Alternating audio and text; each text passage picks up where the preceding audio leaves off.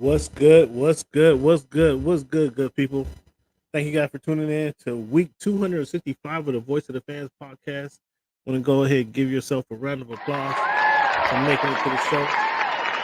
Fans, we got a lot to talk about. Man, I had a crash hour here. In the last hour, I was able to prep for the podcast, cook dinner, eat dinner, and still be ready for the show, man. This is commitment I've been through the last hour, just kind of a smashed hour, if you will. Fans, I want to thank you guys again for tuning in to the Voice of the Fans podcast. Each and every week we get the show started just like this. Who am I speaking to right now? Cameron. My name Cameron. Cam Buford. I'm a Dolphin fan. This is a big year for Tua to prove that he's a franchise quarterback. I'm more a fan of boxing. Boxing is my main sport. As a competitor, how much does that competitive spirit get in there and say, I want to fight this guy. I want to get some of this guy. Of course I want to fight all the guys. Of course that. But at the same time, like I keep telling you, it's a business. Talk about that loyalty for a moment. I'm staying there to try to make a change. Get back to the youth, get back to my community and show them that there is hope that you can make it out. Only thing is you just got to be dedicated. You got to keep your head down and stay on this course that you're heading towards. Think about it like this. The promoter pays the fighter. The fighter pays the manager. Okay. So the manager works for the fighter. And the fighter works For the promoter. Okay. If you can see, you can believe. So you are lifting weights currently?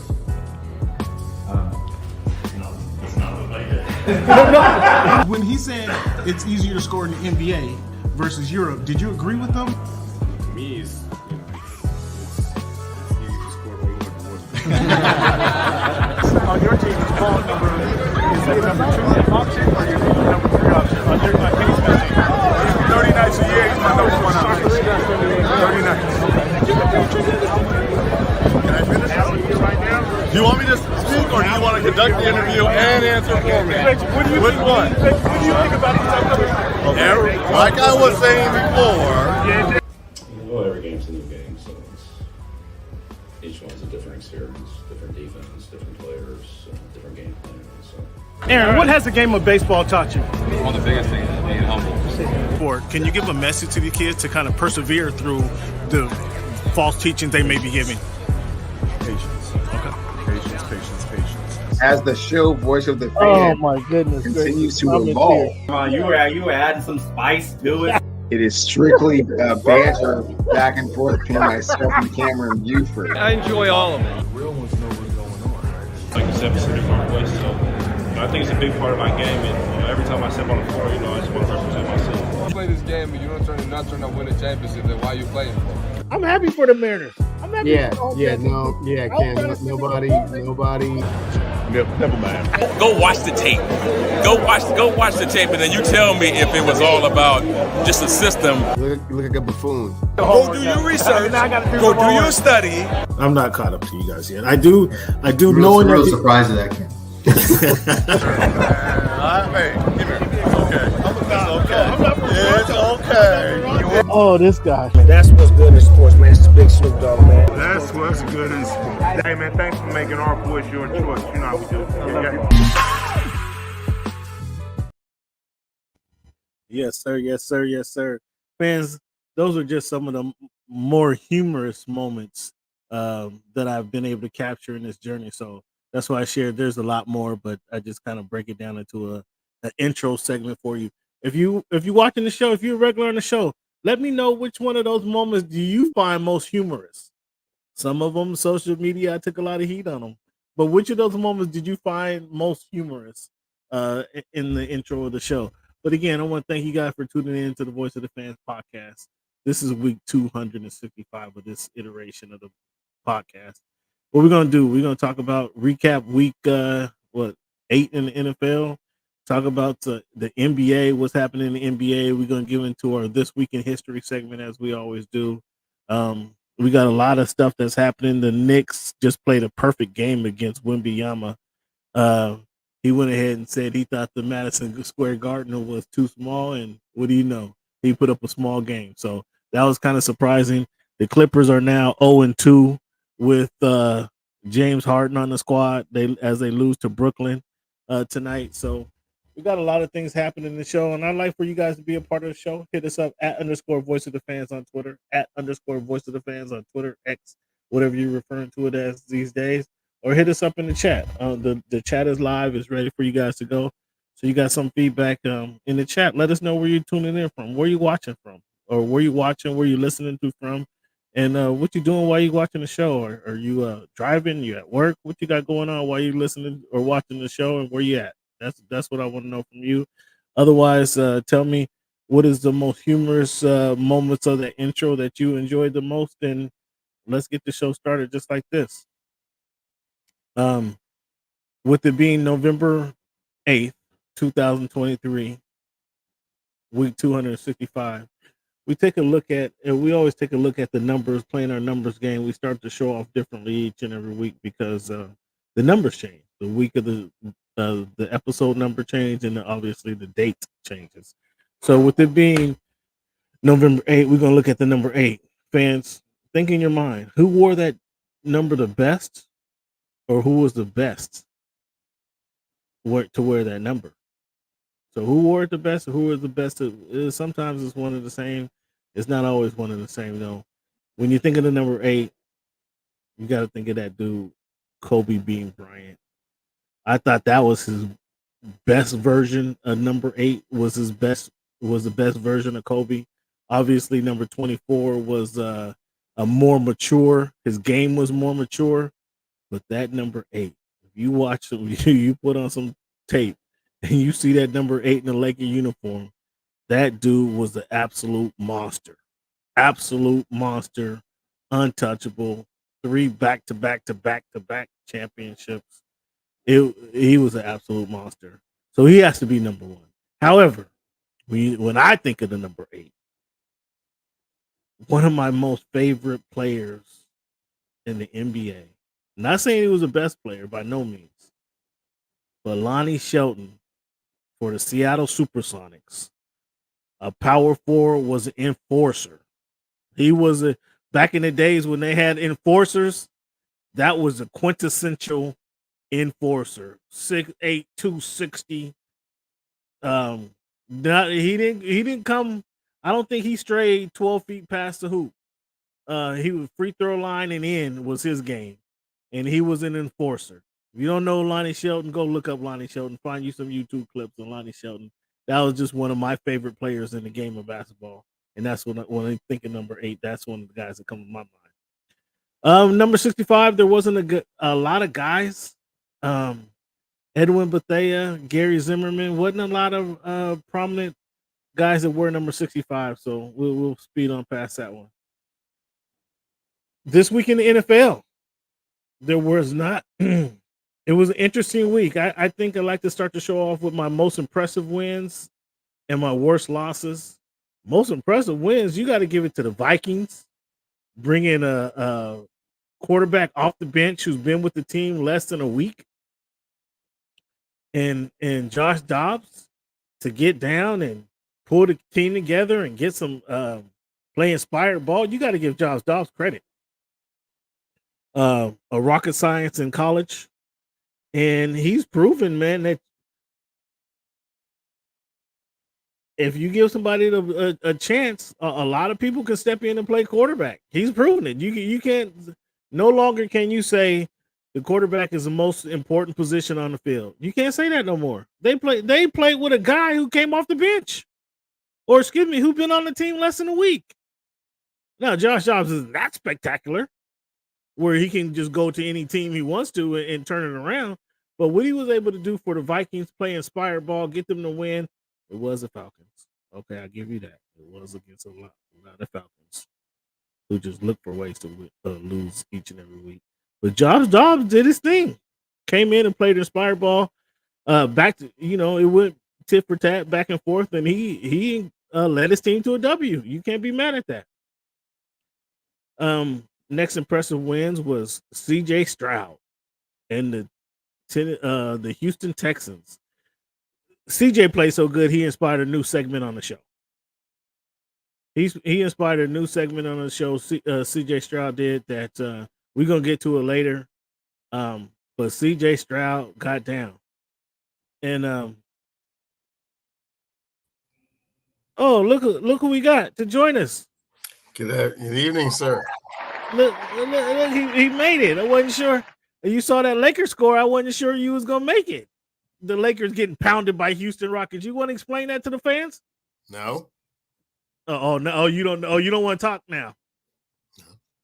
No, you don't want to. Well, I mean, what you come on the show if you don't want to talk? Cause we talking football right now, and I will give you some credit. I was laying on my couch I think it was December, watching Ohio State cough up a chance to go to the college football championship, I think it was. And I told you I didn't think CJ I don't think CJ had it. I don't think he was a dude. I don't think he had it in him. And I was wondering, it was most of last season was, or most of the second half of last season in college football was, who's going to go number one, CJ Stroud or Bryce Young? And I didn't understand why there was a dilemma. I didn't understand why there was a dilemma looking at what CJ was doing, and then especially how you finished that game in college, his final game is in the college football. And what you tell me, Cleveland?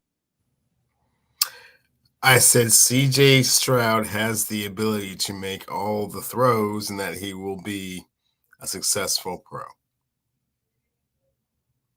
And fans, it's week 8. It's only week 8, and we don't want to make no brash decisions or jump on the train too soon. But when you got 2 months of football, where I think he's 15 touchdowns, 1 interception as a rookie, like that's incredible. Like, I don't think you heard me, Cleveland.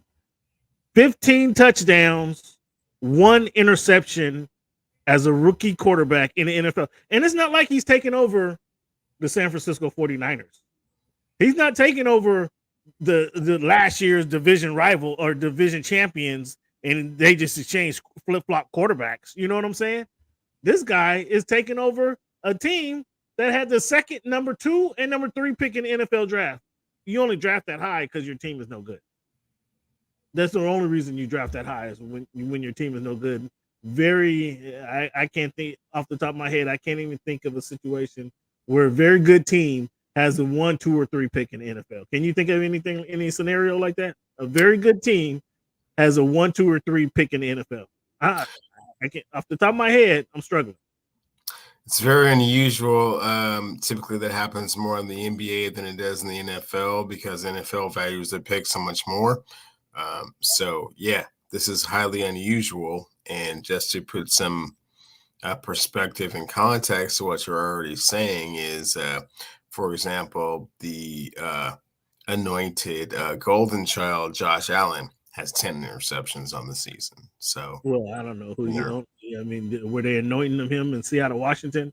Because I don't know where they've been anointing. I don't know where they've been anointing. Nobody on this show, at least I haven't on this side of the show, has anointed Josh Allen in anything. I've been I'm talking about positive things right now. I'm talking about impressive wins right now. And Josh Allen did nothing. Oh, it was an incredibly impressive win. And as you're referring to, if you're talking about a rookie, I mean, he, again, also broke the rookie record, passing your guy, Andrew Luck, for, most yards by a rookie ever in the history of the NFL. But he also did with 5 touchdowns and no interceptions. So that's remarkable. 5 TDs, no interceptions. He had 2 game-winning drives in the last minutes of the game. Two game-winning drives in the last minute of the game. And I tell you what, I was watching that game, and I didn't see this a year ago. I didn't see the velocity, the ball coming off, jumping out of his hand as it did on Sunday. I didn't see the accuracy. I mean, he threw some balls, Cleveland, that were not only where the receiver could catch it and get 1 foot down right on the sideline, like it was like practice. The receiver catches it, able to step and drag the foot just like in practice, with the defender right there hanging on him. Over the middle passes, he hit it in between the linebacker who was sagging back, the linebacker who was sagging back, the safety who was coming over, the corner who was defending him. He threw the ball in the receiver's pocket between 4 defenders. Like I was supremely impressed by CJ Stroud. And again, fans, I was so impressed. CJ Stroud inspired a new segment that we'll get to later in the show. My third most impressive win was the Las Vegas Raiders. I think Antonio Pierce is trying to make them the Los Angeles Raiders, but take them back in the day. But the Las Vegas Raiders. You're a fan of the show. You guys know where I'm going with this.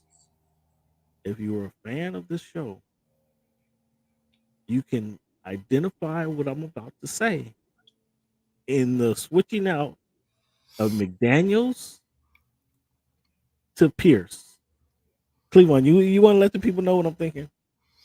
Oh man, coaching makes a difference, Cam. Oh my God. You want to let the people know what I'm thinking? Let's make a difference, right? I mean, you tell me. You tell me. Does that the same players? He even benched the starting quarterback, brought in the backup quarterback, same exact players. After the game, they out there sparking up cigars and everything. You tell me what's the difference there. You let me know.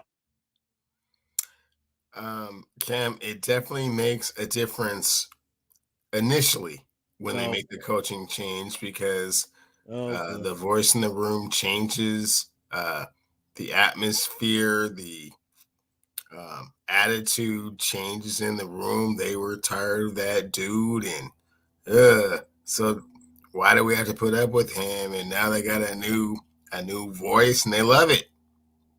They love it. And you said initially, like this is going to be a Jeff Saturday situation.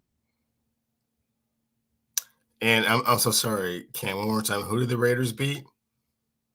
I mean, they had a W. They got a W. They sure did, but who they beat though? I mean, it wasn't the Falcons. It wasn't the Falcons.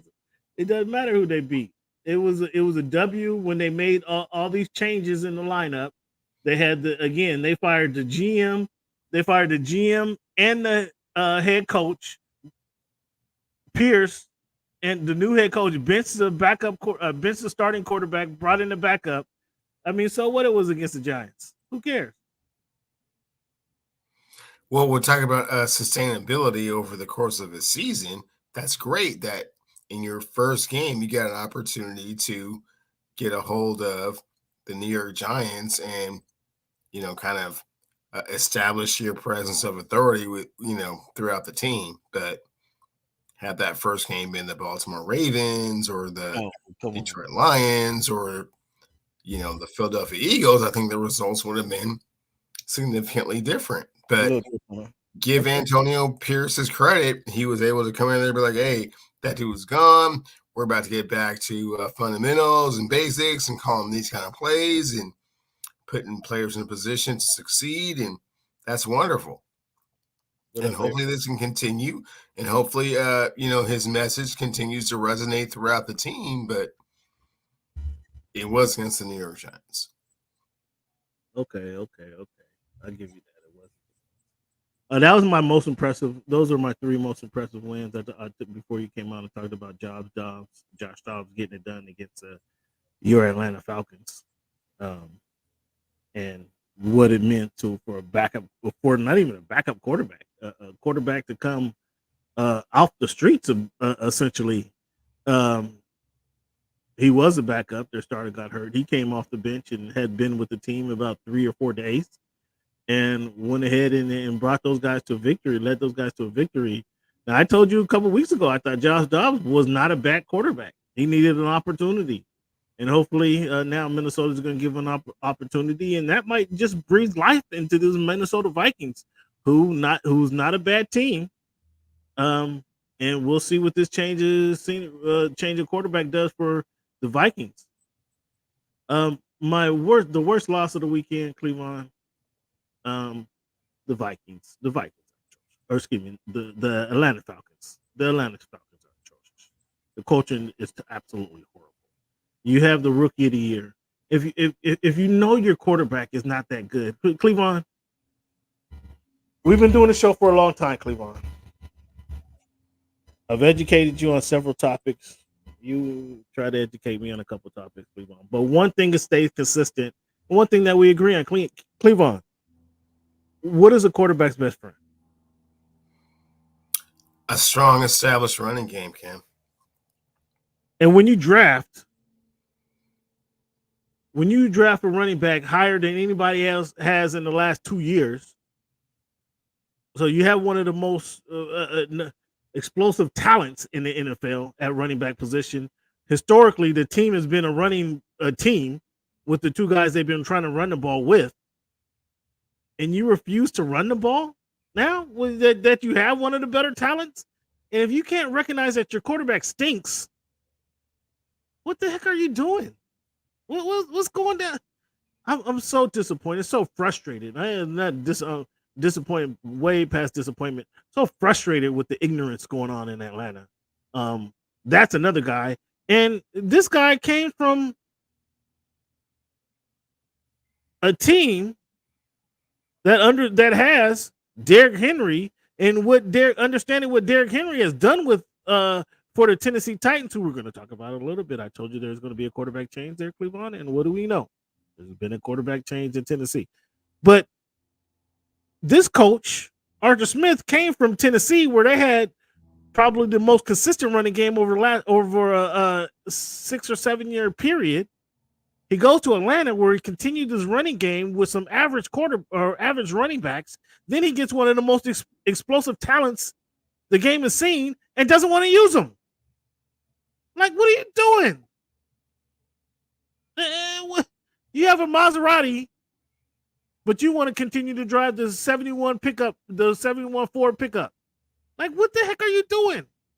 Like, I'm so for that. That is just so frustrated and what's going on in Atlanta. The Miami Dolphins.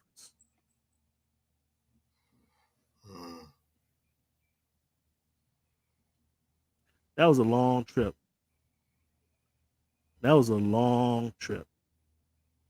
To go out there and to score 14 points. Tyreek Hill. I'm glad we haven't heard from Tyreek Hill this week.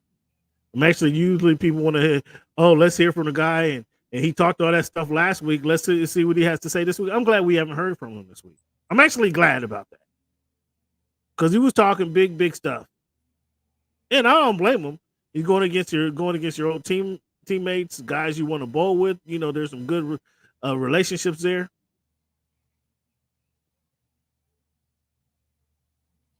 So, if I had a chance to ask him, I'd ask Tyreek Hill, is Tua still better than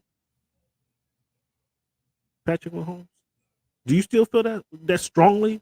Now, I know he's going to say, because he still has 3 years on that contract. So he's going to say yes. He's going to say yes, he's still riding with my guy. But I'd ask him the question just for the heck of it, just to see what his response would be. Cleveland.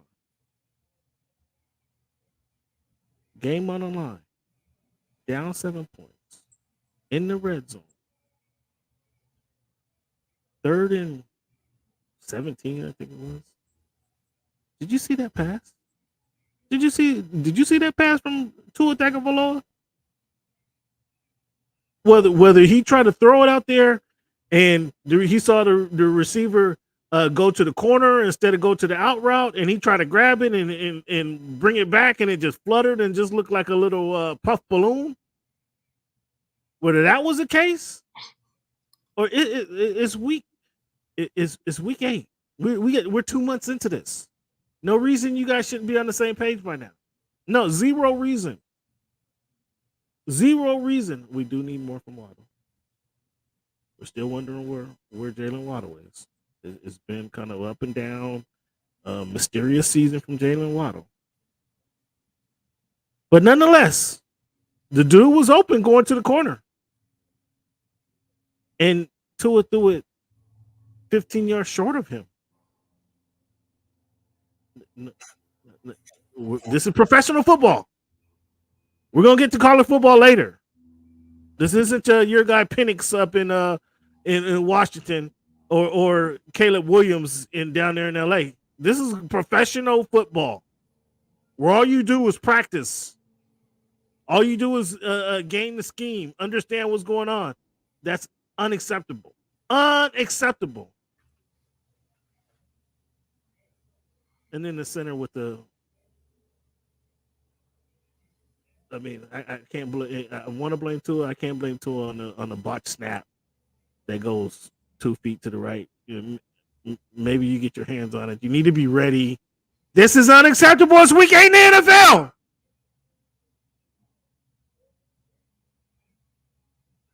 So now we got people, commentators, prognosticators, sports media. Now you're just saying this is a good team, a mirage. That's what they are. They call them a mirage, essentially.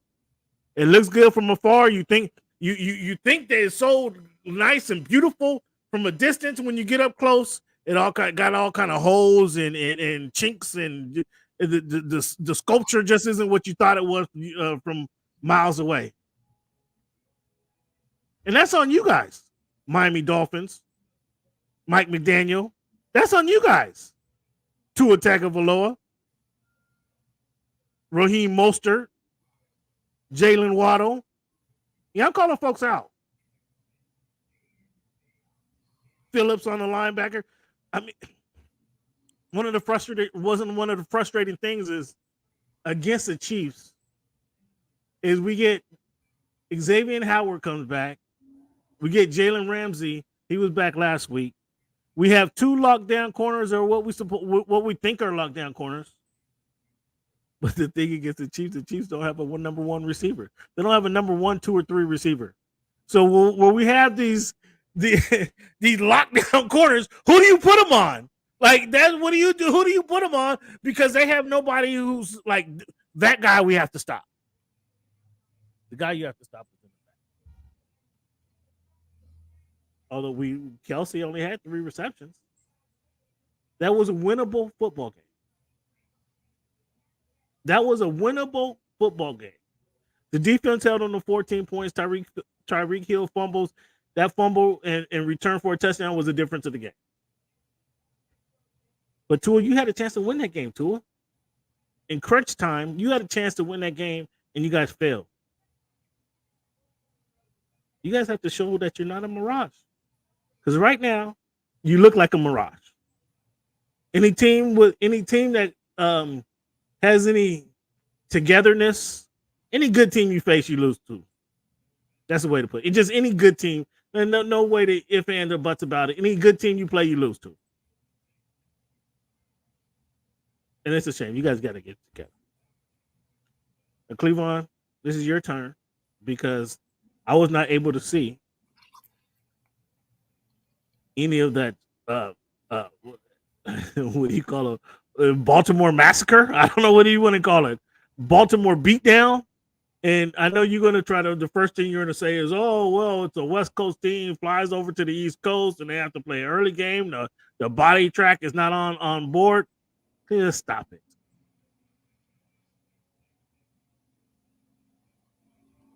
Just looking at the stats, the Ravens ran the ball for what, 390 or 298 yards on them. So, well, I didn't see the game. I didn't see one snap of the game.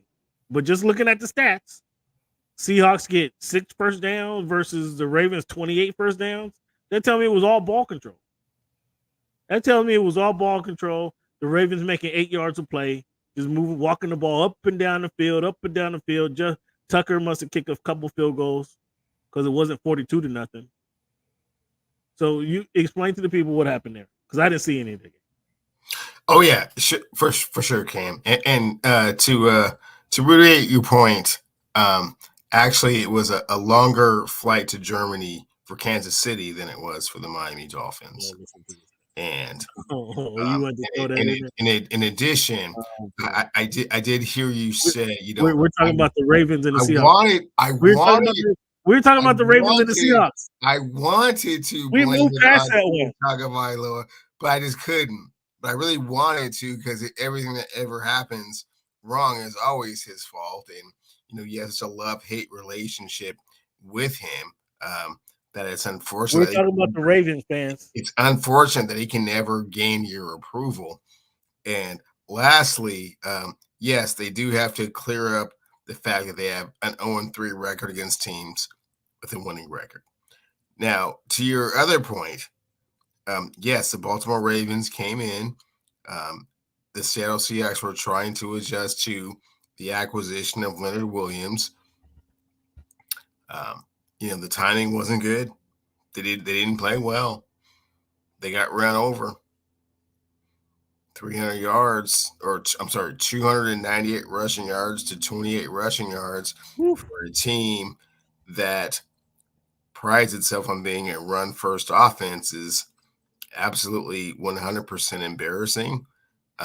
There's absolutely nothing that they can say about it other than it's the second worst defeat of Pete Carroll's career in his tenure as a Seattle Seahawks coach. So they have to go back to the drawing board for sure. I have lost a tremendous amount of confidence in Geno Smith, in his ability to move the ball. Everybody has it. Come on, man. You guys got to take it easy on my guy. Again, I didn't see the game, but you guys are pounding. Geno Smith is getting the shade strays from everywhere. What did Geno Smith do wrong? If the defense can't stop the run game, what did Geno Smith do? Geno Smith did everything wrong. He couldn't make throws. He was missing wide open receivers as usual. Turnovers. Yeah, he is not a franchise quarterback. They need something desperately. It's not going to be this season. So we'll just have to muddle along, and hopefully he is not the reason that we lose 37-3 every week. So Geno Smith did nothing correct? No. Is that what you're telling me? No. You guys nothing that an adequate quarterback, nothing that Josh Dobbs couldn't have done, nothing that Heineke couldn't have done, nothing that Sam Howell couldn't have done. Yeah. Oh wow! Now you compared him with Sam Howell and Josh Heineke. Is that what you just did? And Josh Dobbs, yes. Yeah, actually, you just compared Josh Dobbs Heineke is a much better quarterback than Geno Smith at this point in the season.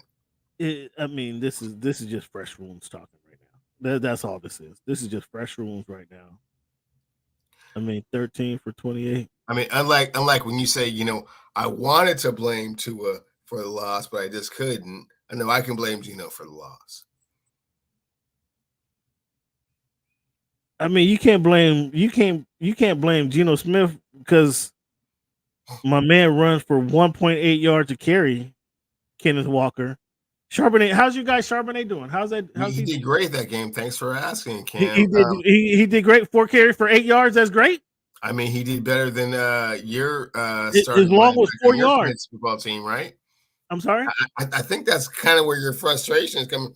And fans, don't get it twisted. He's really frustrated because this running back, Kenneth Walker III, has got him on the outside looking in with regards to the playoffs for his fantasy football team. It has nothing to do with the Seattle Seahawks. It has everything to do with him and how he's embarrassing him out here with the rest of the league. Yeah, obviously Kenneth Walker III has to do better running the ball. And I know you like him to go, straight forward as I'm waiting for you to say, I'm waiting for you to admit you see what I'm talking about. Did you see? Again, I didn't see any of the game, so I can't comment on any of the plays. So then why are you trying to interject? Did you recognize what I was talking about? Not that game, no. They were dominating every facet of the game, Cam. Okay. All right. Well, 298 rushing yards to 28. It's you can't blame that all on Geno Smith, though. Geno Smith is handing the ball and getting out the way. How is that? Geno Smith had nothing to do with the blocking scheme of the Seattle Seahawks. Geno Smith is not on the defense. How does the new acquisition? Have you guys? You just said that was the most yards Pete has given up in his career. How does a new acquisition come and join the team and give up more yards? How does that happen? Cameron, as you said, you didn't see the game, so you're kind of. I'm asking questions with regards to what's going on. I'm asking questions. Yes, Geno Smith is the problem. he's the problem. You just want to blame it all on Geno. Yeah. All right.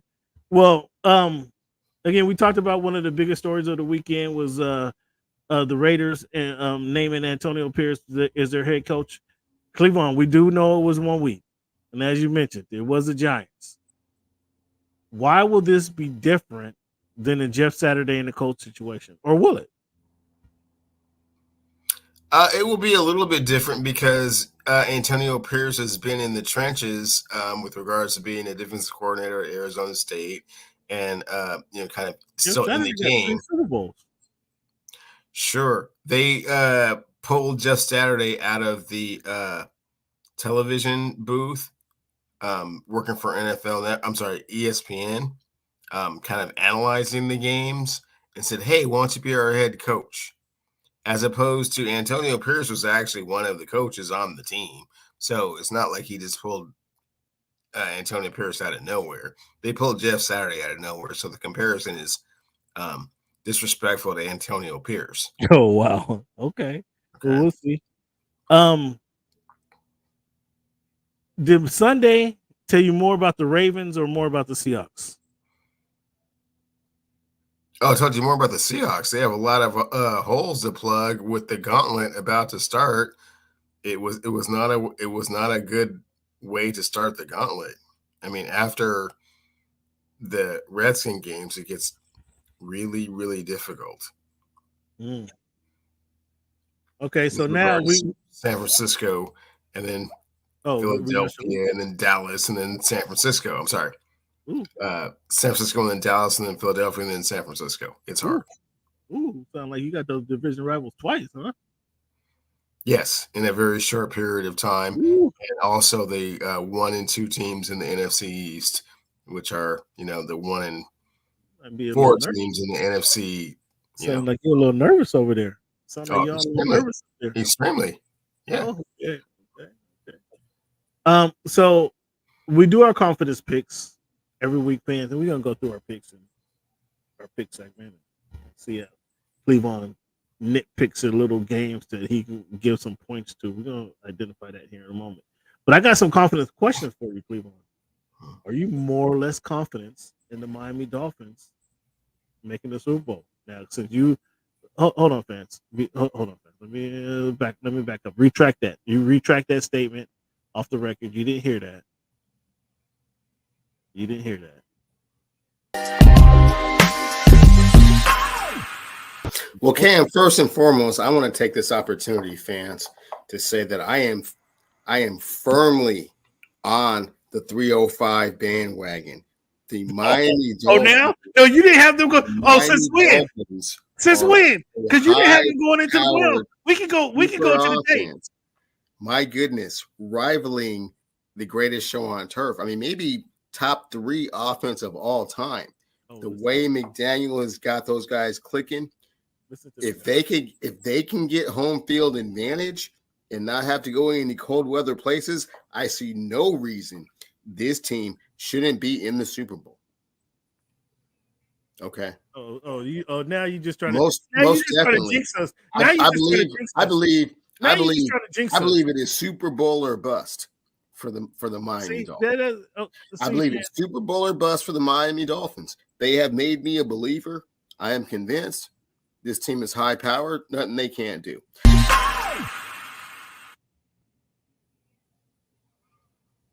All right, fans. You guys heard that. See, sometimes some people say stuff and it just off the cuff and forget about it.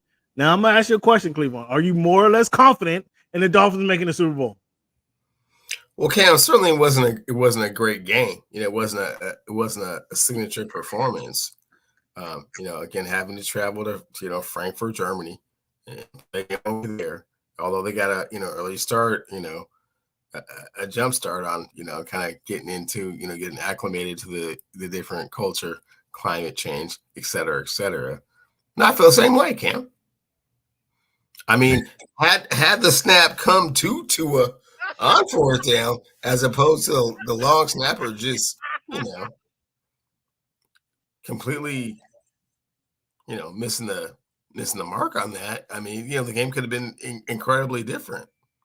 Had Tyreek Hill not fumbled the football and had that guy pick the football up and just get into fifth gear all at once, just high stepping into the end zone, that was crazy. He picked up the football and ran like he was scared.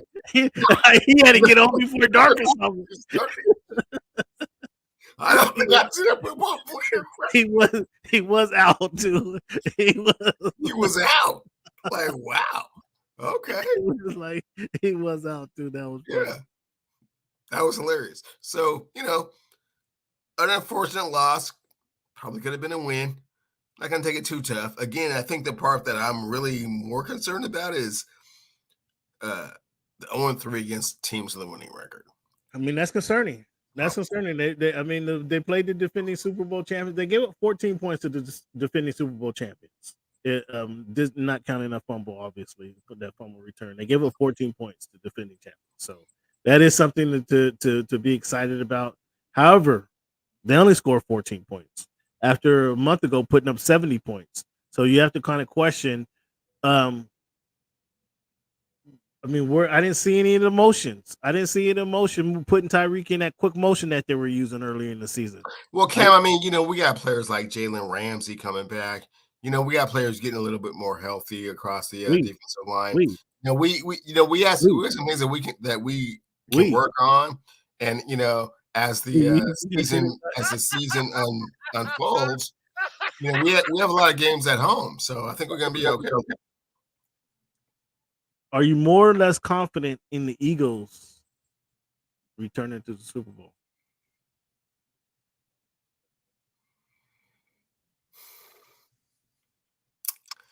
That's an interesting question. I like the way they handle business with regards to being very professional and getting out of those games with wins, but I have not seen a signature victory to this point in the season.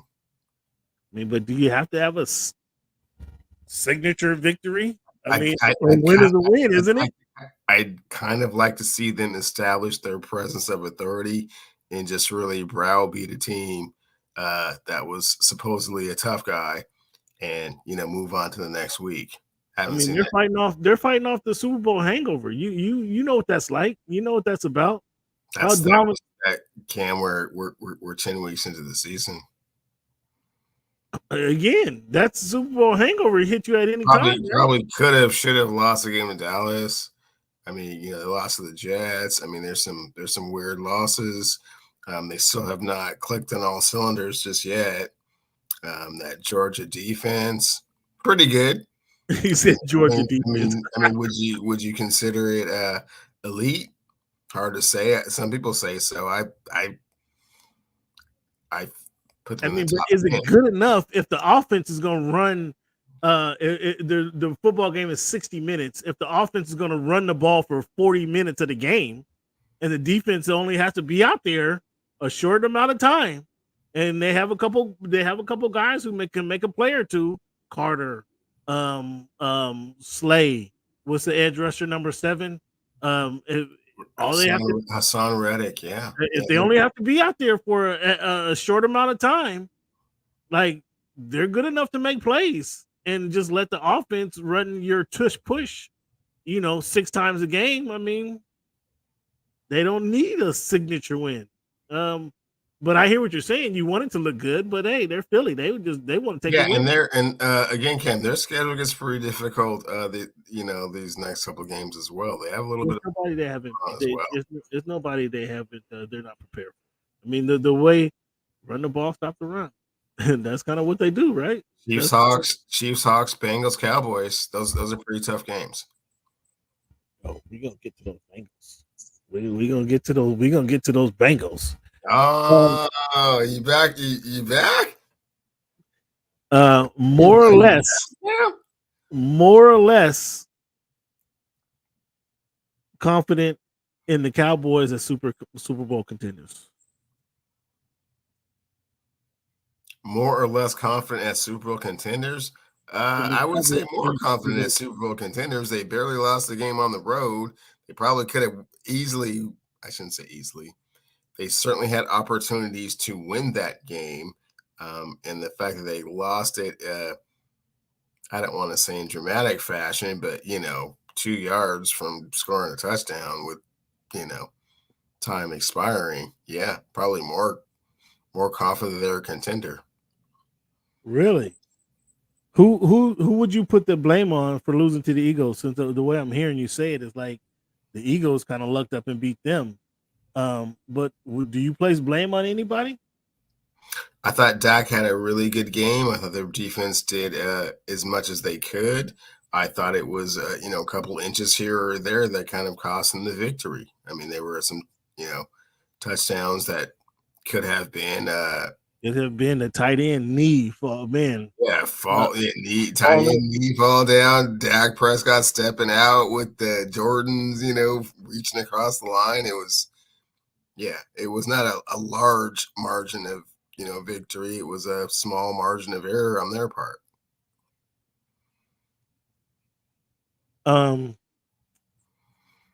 Did we hear from Parsons all game?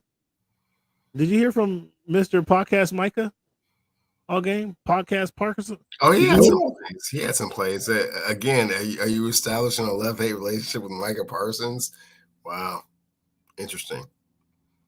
I'm just saying, where's this MVP of the league, defensive player of the year, all this hoopla that they're trying to pile on dude?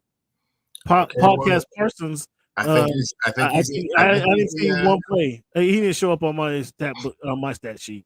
Pretty sure he's in the top 3 with regards to defensive player of the year. With right now, the top 3, did that mean third place? That mean behind Bosa and Garrett? Did that mean third place? Yes, top. He might be. That's what I was saying. And is he behind Watt too? He might be behind Watt too. He might be behind the little brother Watt too. Okay. Well, again, Cam, you have these personal vendetta against players that sometimes I don't really fully understand. Michael Parsons is on your personal vendetta list. That's fine. I'm just calling out Podcast Parsons, who everybody want to hype up. You don't like Snoop Dogg, Cam. You have personal vendettas that come up, from time to time. Micah Parsons is apparently on your personal vendetta list. I don't know what he did to you. Snoop is on my or when he did it. Snoop is my guy. I don't know what you're talking about. You originally put Snoop Dogg in the top 50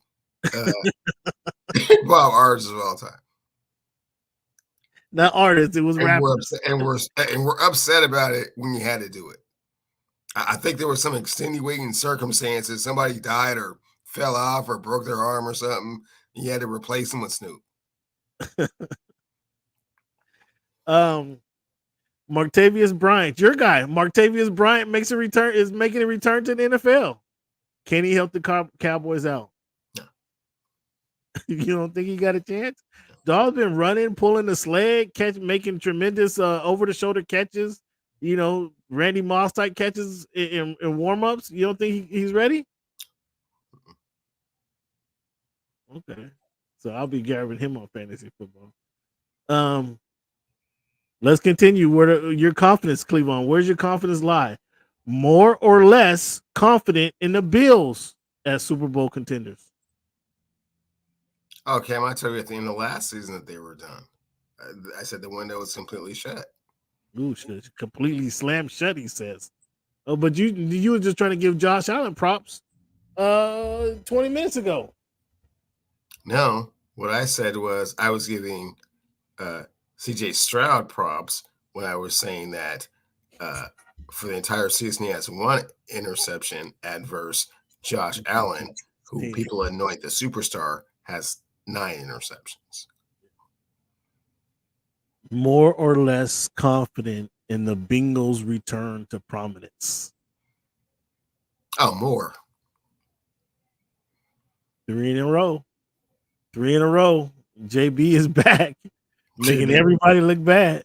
I mean, making everybody look good on his team. Big payback. I mean, JB's on the big payback trail. Yeah. So this is gonna be a hot contested division race with the Bengals and the Ravens. The Ravens been holding serve and Bengals, Ravens, Steelers, and Browns. Man, I mean, come on now. Who? The Bengals, the Ravens, the Steelers. Bengals and Ravens. Those other guys you don't even come on, stop it. The Browns may make some noise. Your boy, you and Tomlin, it ain't happening this year for you. It ain't happening. It ain't happening. You and your guy Tomlin, they're gonna be. I know how you feel about Mike, and hey man, want to put an elbow out Mike Tomlin getting a winning record again this year. Let me see. Crickets. Let me see where we are. Hold tight. I just can't off the top of the cuff. I gotta make an educated assessment here. Look at the schedule. I gotta make an educated assessment of where they are, because off the top of my head, I'm gonna say no at 5-3. At 5-3, have a few more wins than I anticipated. 5-3. Let's see where they are. Green Bay win. Cleveland, Cincinnati, Arizona, New England. No, I can't do it. No, they got. Okay. No, they got some puffs coming up. They're gonna be 9. So with all of your criticism, they're gonna make 9-8. They got 5 wins. You have to take the knee and acquiesce to the fact that Mike Tomlin will again not have a losing season. Well, they should be Arizona, New England, the Colts.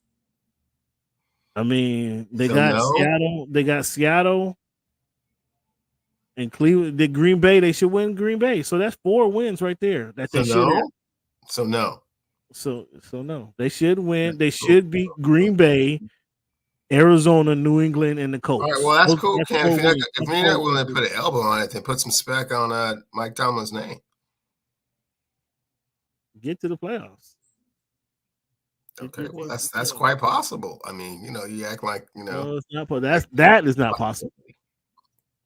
I mean, you just having a 500 season. What does that say? I mean, what did that say for your team? You just muttering around 500 the last 3 years. I said at least a 500 season. I didn't say exactly what the record would be. I just said at least a winning record. Again, that's just muttering around mid-level. That's just being mediocre, slightly above mediocre. 10-7, it could be 11-6. We don't know. That's slightly above mediocre. Out. That's slightly above mediocre. Come on, you're giving that situation too much, putting too much on being 500. Okay, well now we're looking at Buffalo being in jeopardy. We've already talked about the Los Angeles Chargers being in jeopardy of not making the playoffs. So those are spots that can be taken. Well, let's take them. What's your thoughts on Tannehill going to the bench? Do you want Tannehill in Seattle? Should Pete and John call up Tennessee and get Tannehill up there? Since I know you've been trying to spout his praises over the last couple years, do you want Tannehill in Seattle? He's available. He's not starting no more in Tennessee, which I told you it wouldn't be long this season. Actually, I think I said 4 weeks, but here we are, 8 weeks. And finally, the rookie takes over. And what do you know? The rookie comes right in, throw 4 touchdown passes in the first game. What? All of a sudden, DeAndre Hopkins is looking like a special receiver that he's been his whole career. That, for whatever reason, that other dude couldn't give him the ball. Do you want Tannehill in Seattle? Cam, until you mentioned it, I had not really considered or contemplated the thoughts of having Ryan Tannehill on the team. But as we discuss it, would he be an upgrade over Geno Smith at this point? The answer is absolutely. Oh, my goodness. All that you know about Ryan Tannehill, you take Tannehill over Geno Smith? Oh, yeah, right now, for sure. Oh, my goodness. Geno Smith. So Geno Smith might be the Seahawks janitor next week, according to you. I mean, if they have a position available there, I mean, oh my goodness. I don't know who the janitor is for the Seattle Seahawks right now. So are you ready? Are you ready to see Drew Lock then? The season right now they're 5-3, Cam. I mean, if he can just kind of just pretend to be a quarterback for 7-8 weeks, I'll make the playoffs. So it's a little too late in the season to make that kind of a change, but wow, 2 or 3 more games like the Baltimore game, wouldn't be surprised to see a change. But wouldn't you just say Baltimore is a better team than the Seahawks? But not 37-3 better, not 298-28. Not Gino has nothing to do with the stopping the run or running the ball. What does Gino have to do with that? I believe Gino had at least 2 interceptions. Again, you didn't see the game, so I mean, all of your observations and interjections don't really mean a whole lot because you didn't see the game. Boy, they salty in Seattle. Boy, they are salty, and I've been seeing strange for Gino all weekend long. It's like all Sunday, everybody is coming down on Gino. I sure hope Gino sucks. I sure hope Gino don't have a house in the CD or the South End.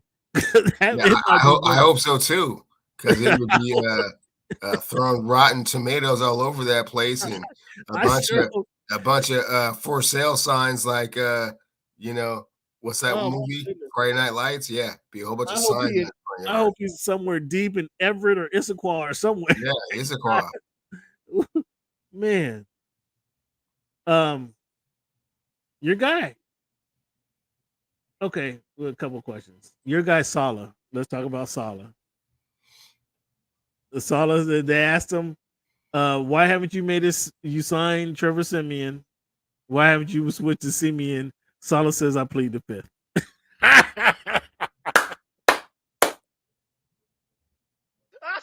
Have you ever heard a coach say, I plead the fifth? Has the head coach ever said, I plead the fifth? Come on, man. What's up with I plead the fifth? So that does that tell you, does that explain to you that he's not really the head coach? He's not making the decisions over there? No. No, you don't buy it when he says I plead the fifth? What does I plead the fifth mean to you, Cleveland?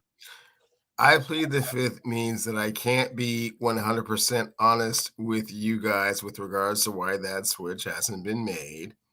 And once but again, that's your decision. You can say this guy gives us a better chance of winning. The team is fully behind Zach Wilson. Like, you can say any number of things except I plead the fifth. Yeah, he doesn't want to incriminate himself. He doesn't want to leave his defense, which is the heart and soul of the team, out there on a ledge. So he just says, hey, man, I would rather not answer that question for, grounds that it could incriminate me for saying why I haven't, made that switch. Wow.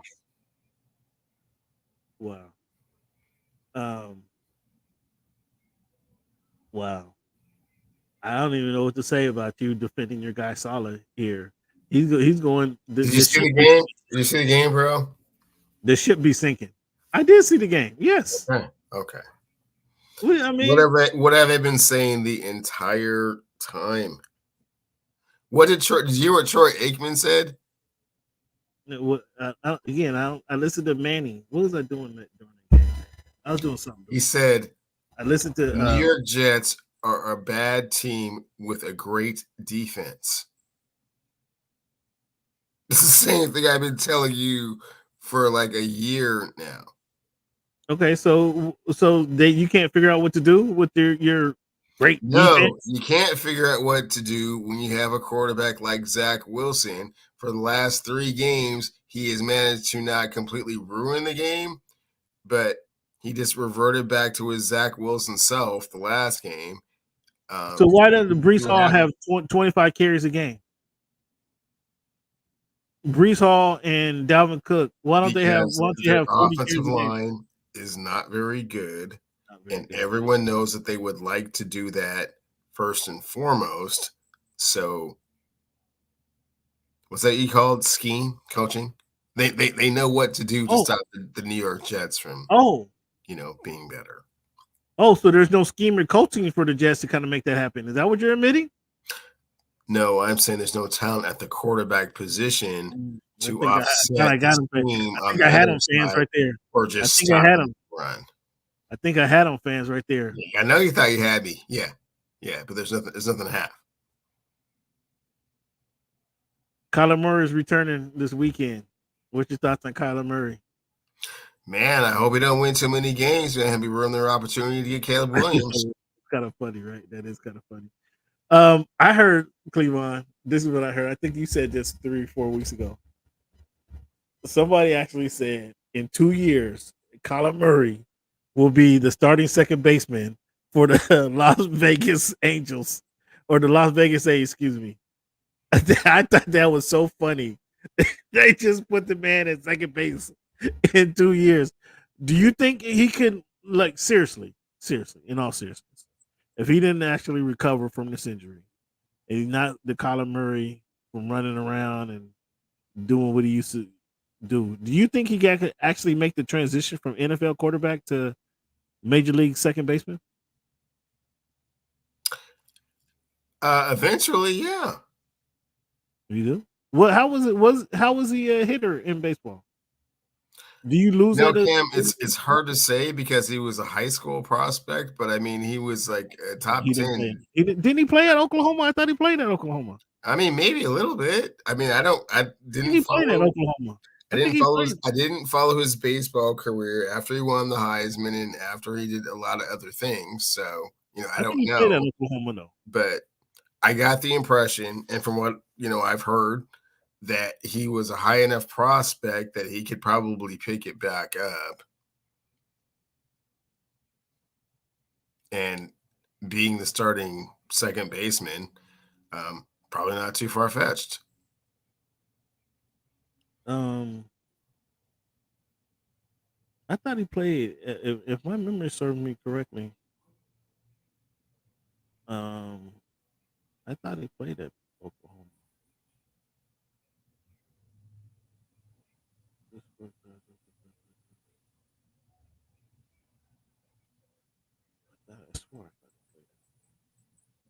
No, never. Nonetheless, so that's kind of interesting. If he can make that change, that'd be. That'd be impressive. That'd be impressive.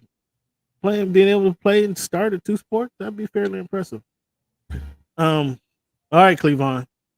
New segment here. Before we get into our pick segment, new segment is drum roll, please. I need a drum roll on my sound machine. So let's introduce a new segment here, Cleavon.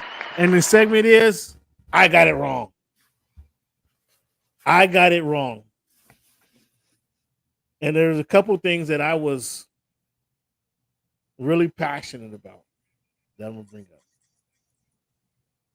The first being, when I get as I mentioned earlier, there's several things that get correct. But the one thing I got, these are things that were just so far on the opposite side of correct that I have to admit these things here. And I got it wrong. Najee Harris.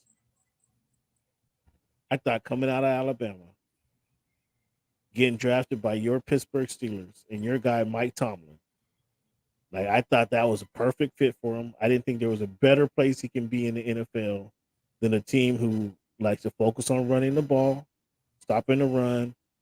They didn't have a good quarterback. He was going to be there. He was going to be the quarterback's lifeline.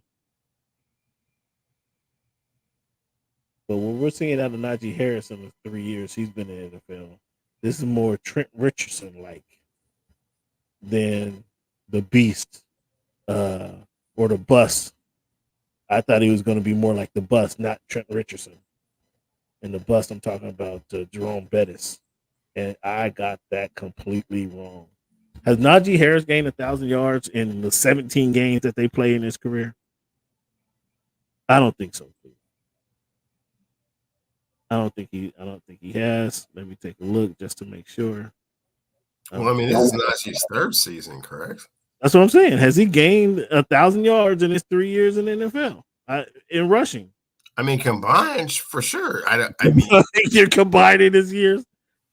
yeah. Oh, I mean, okay. Well, hold on. Take it back. I think his first season he gained at least 1,000, right? He was 1,200 in his first year, 1,000 last year. I mean, but 1,017 games.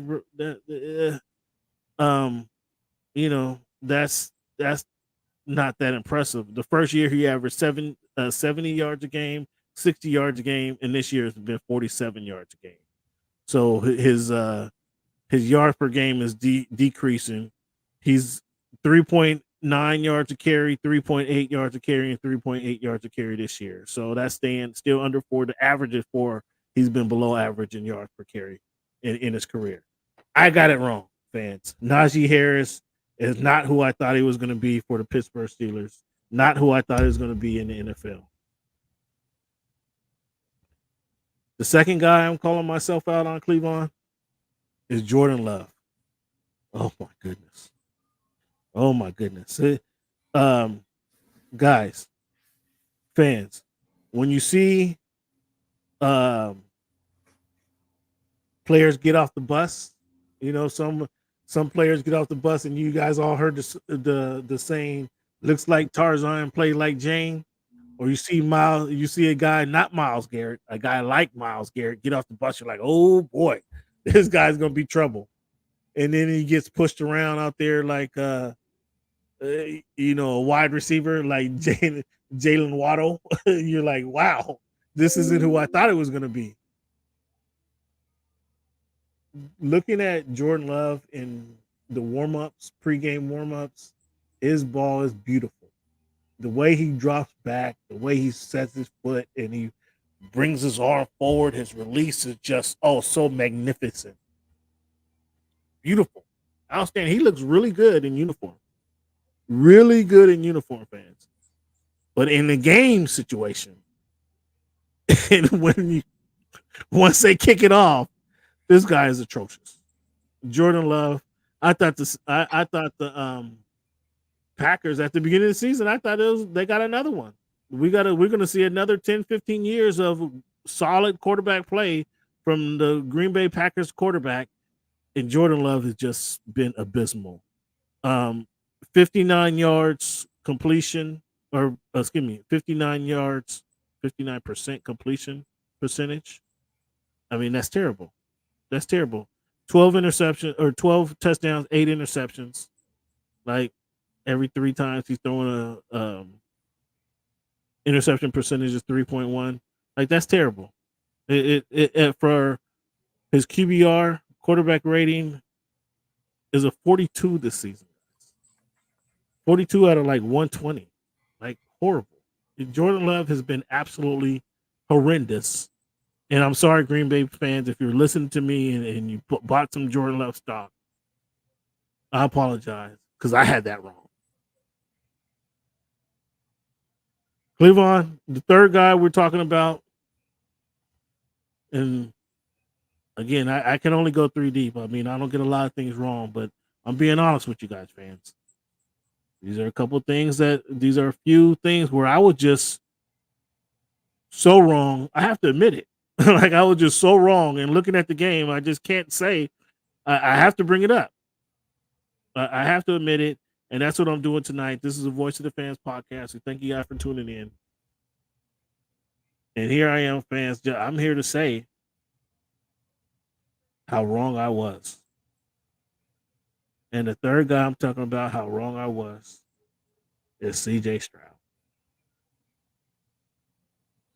We talked about it earlier, Cleveland.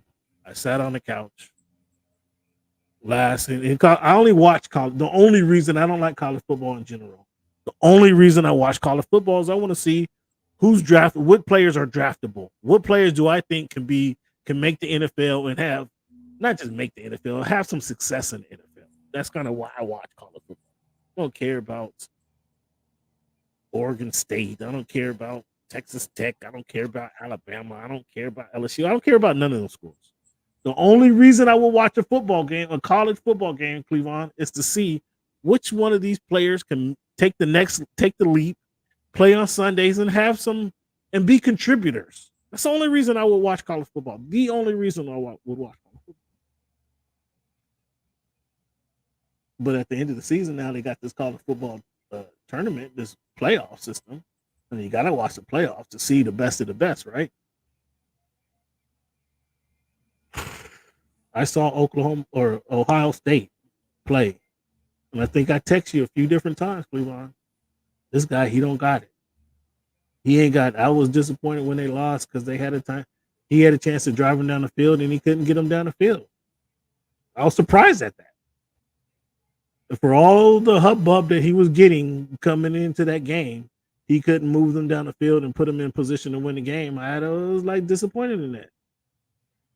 But he's shown since he's been in the NFL that you're right, Cleveland. He can make all the throws, and he's been showing he's ready to make all the throws.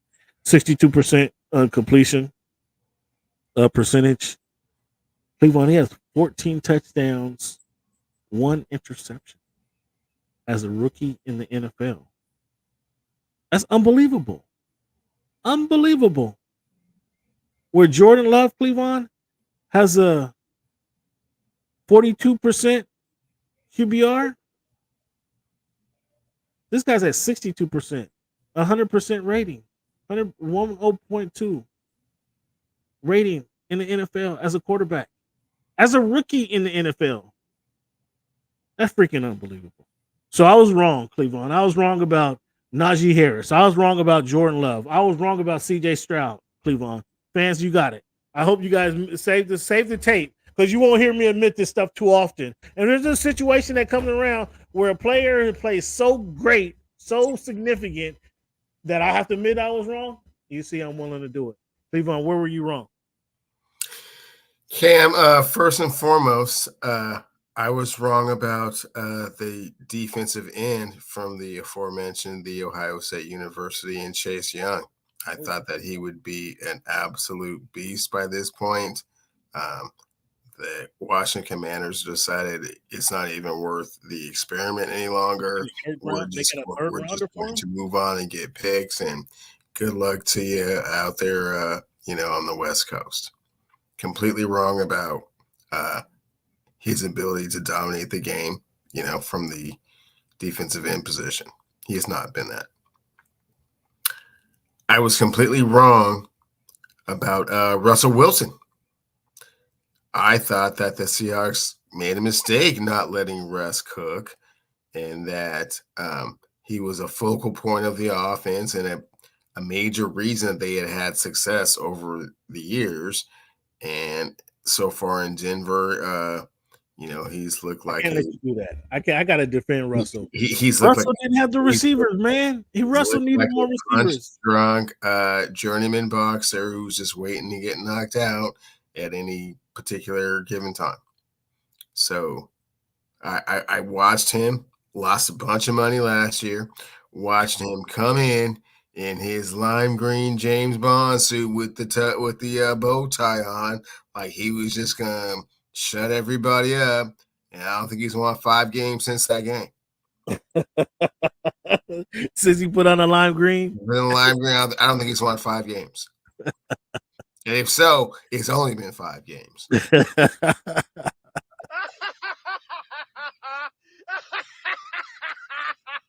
Okay. And lastly, I'm gonna take it back a few years because I know this is one of your favorites.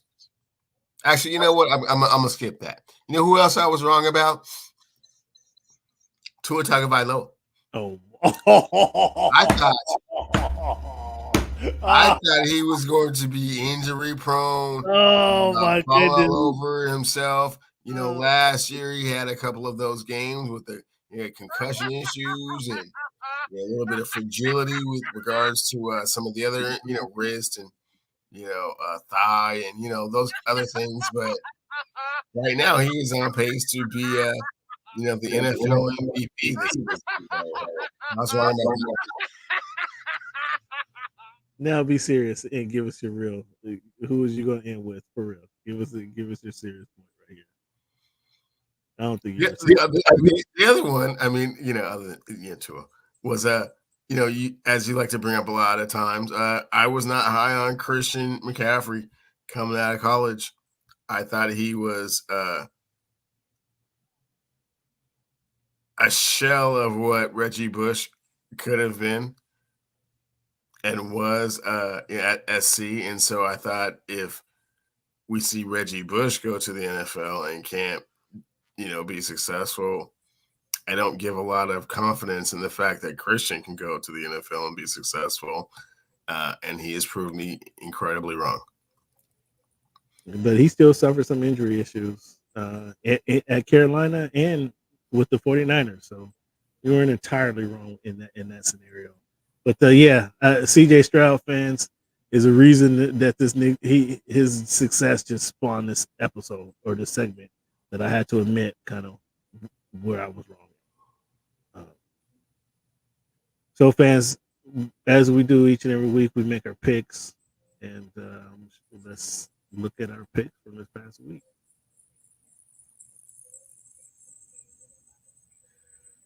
So confidence picks right here. What we got? This is this week, and this is last week. Cleveland, Philly, still at the top. Baltimore, KC. Those are the supremacy rankings there, Cam. Oh yeah, excuse me. That's what I meant. What did I say? Pick. Here's our supremacy rankings. The changes. I got Cincinnati. You don't have Cincinnati on your list? How do you not have Cincinnati on your supremacy ranking? Not quite just yet. I mean, that slow start. I mean, I guess you could kind of perhaps put them in front of Dallas. Dallas went toe-to-toe with Philly, although Cincinnati did beat the 49ers, but the 49ers lost 3 straight games. So, the 49ers not on the list right now. I know. So with every loss, that victory gains less, credibility. Right now, the Cincinnati. I'm sorry. Right now, the Dallas narrow loss to Philly is better than Cincinnati win. Better than the Bengals. One of the 49ers. Really? Wow. Even though the Cincinnati Bengals crushed the Cowboys, that's kind of a weird logic. There. So looking at our pick segment for our picks from last week, Cleveland, the ones we got wrong. Tennessee, I had Tennessee losing to Pittsburgh. Yeah, because you don't like Pittsburgh or Tomlin.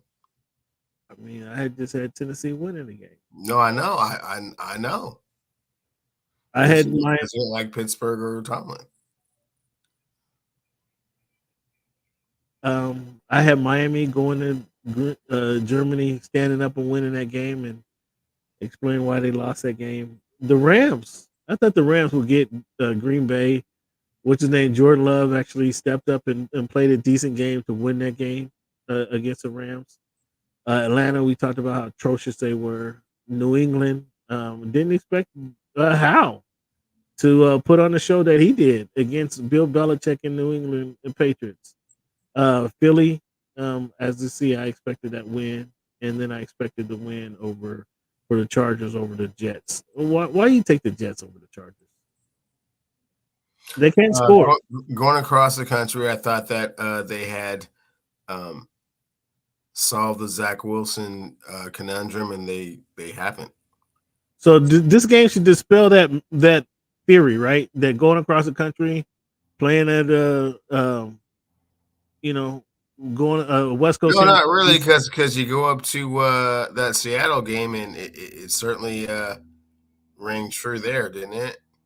Well, you like to use that time schedule. So the one argument I would accept it from you is that was a night game that gave your body clock time to adjust. That was the one argument I would accept. Okay. So you see where I got all my picks right. We tied for the week, 9 out of 14. How many picks against the spread you get right this week, Cleveland? Man, young Sam was not on his game this week. Not at all. And so here's where I make my surge. 44%. Take the lead here this season.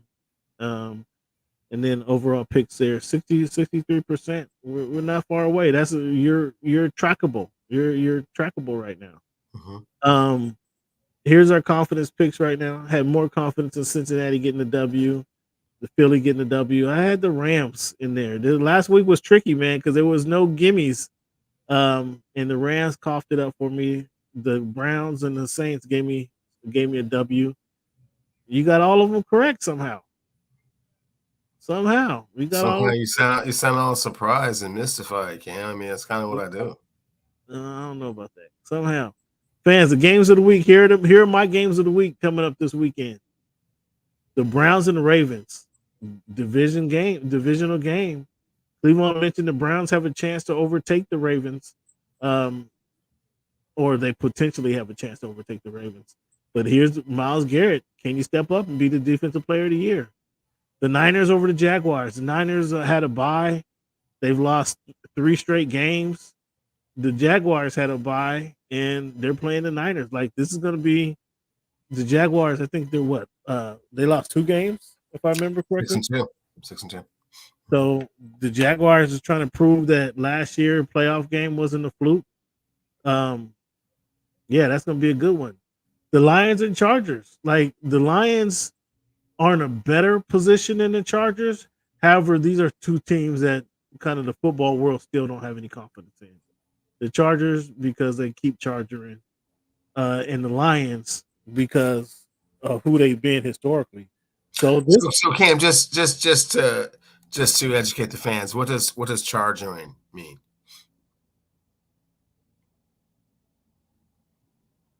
I'm gonna continue with this segment here. I'm gonna continue with this segment. And you know where that comment. The Commanders versus the Seahawks. So now you get an East Coast team coming west. What do you I'm sure you're picking the Commanders, but I think this is gonna be a good game because now all we know is Geno Smith has to come back. This is a game that he has to come back. The Commanders are they tanking? Are they in full on tank mode? Because they did give up one of their guys, defensive lineman, to gave up Chase Young and Montez, so they gave up 2 of their defensive linemen. So yeah. So are they in full on tank mode or what are they doing here? We're gonna see here. So here's a look at our picks for this week coming in. Carolina versus Bears. I got the Bears. So I'm just going to run down the ones we disagree with. I got the Carolina. I have the Bears. I got Carolina. Carolina. I mean, the Bears, they're still playing their backup quarterback. So I think it's about time that Young gets a W, gets on track here. So I'm going with Carolina and Chuba Hubbard to run through the Bears. We both got Indy, Baltimore, Minnesota. I'm going with Josh Dobbs. I'm going with Josh Dobbs on the upset at home. Yeah, I'm going with Josh Dobbs. That should be my pick against the spread right there as well. And then we agree on Cincinnati. Why do you got New Orleans? I thought that Josh Dobbs was a great game against the Falcons. I thought he stepped in and did admirably, but yeah, man. That was kind of an aberration. I think the Saints are going to get that one. We both agree on Cincinnati, San Francisco, Pittsburgh, Tennessee, Detroit, Atlanta, Seahawks, Dallas, Las Vegas, and Buffalo. Picks against the spread. I got Indy. Taking the Indy minus the points against the Patriots. Tennessee. I got Tennessee winning their game. The young quarterback is able to throw the ball, so I think the Titans they got a chance to kind of revive the careers of Derrick Henry and DeAndre Hopkins. They're playing the Bucs, so I'm taking the Titans in the points, and then the Raiders. The Raiders. I want to see if the Raiders was this a 1-game fluke, just 1-game fluke against against the Giants with Antonio Pierce, or against the New York team, can they put up 14 points against the scrubby Jets and kind of ruin their season? And I got the Raiders doing so. It looked like you agree with me on that one too, by the way.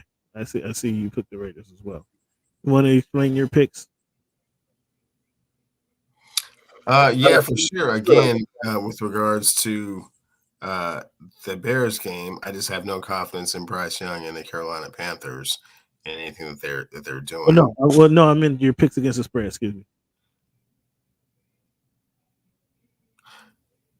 So my spread picks, yeah. So with regards to San Francisco, Yeah. I think that the Jaguars have done some things, but I think that I don't think the 49ers will lose 4 straight games. I think that's a little bit far-fetched. So I think they're at least good enough to do that, especially with the Chase Young trade, probably breathing some new life into that defensive line rotation. I think that they can win that game. Pittsburgh, how I feel about the Steelers and Mike Tomlin, and the Packers aren't that good. So I'll take that those 3 points. And again, as we were saying with the Saints, I think that it's a little bit of an apparition what Josh Dobbs was able to do, in his spot relief of, Hall, who had a concussion. But he did the same thing in Arizona, though. He led the Cardinals on a big win against the Cowboys. Sure did. And I think that was kind of a fluke as well. So I just don't think that they're going to lose to the Saints. Or I'm sorry, that the Saints are going to lose to the Vikings. Okay. And here's our confidence picks. I got confidence in Seahawks this week. I got confidence in Buffalo beating the Broncos. I got confidence in San Francisco, Dallas, and Cincinnati this week. So let me see. I don't have Pittsburgh. I don't have Baltimore on my list. You see, you're a little higher on those teams, but generally we agree on the 3 of the 5 teams anyway. Dallas, Buffalo for you, Baltimore, Cincinnati, and Pittsburgh. Now I'm hoping the Browns beat Baltimore. Now I'm hoping the Browns beat Baltimore. Yeah. All right, fans. So that's our NFL topics. We like showing you, give you guys full transparency on how our pick segments go and how they break down. Now we got the NBA fans. We got an NBA topics, and before we jump into our NBA topics, just want to announce that tonight, we got the Nuggets up on Green Bay, but the Celtics, the Nuggets are up on who? I mean, the Nuggets up on Golden State. Excuse me. Okay.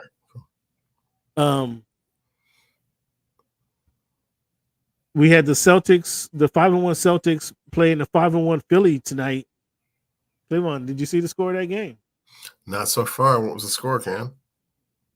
The Phillies pulled the game out by 3, or the 76ers pulled that game out by 3, 106-103, to move to 6-1.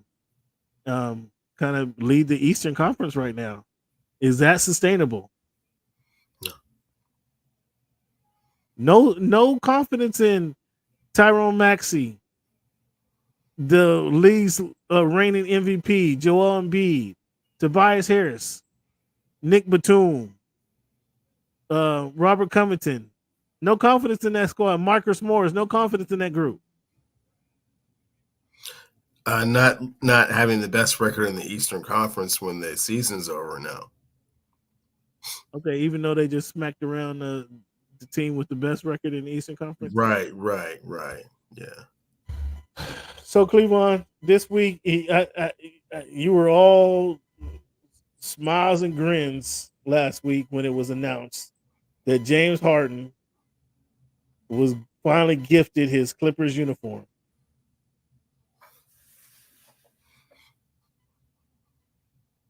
James Harden made his debut with the Clippers on Monday night. It was.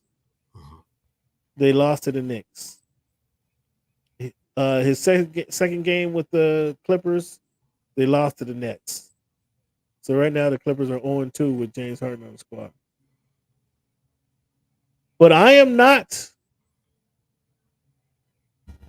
disappointed. You know, when you get a new guy in the team, especially a new guy who says, I am the system. I'm not a system. I am the system. I'm going to have to get that soundbite. He says, I'm not a system. I am the system. So when you have a guy come in with this mindset, you know it's going to take a moment or a week or two for these guys to kind of gel and start playing together. But one thing I thought in all my hatred for the conversation of James Harden, one thing I forgot with all my hatred of the conversation with James Harden going to the Clippers. James Harden is a crafty passer. He's crafty. He did lead the league in assists the last 2 of the 3 years. He's very crafty, getting the ball to big men, getting the ball to right shooters. And we've seen that on display immediately with the Clippers. Now, obviously, getting the rotation right is going to take Ty Lue time, a week. We'll give him a week to kind of get these rotations, a few games to get these rotations together.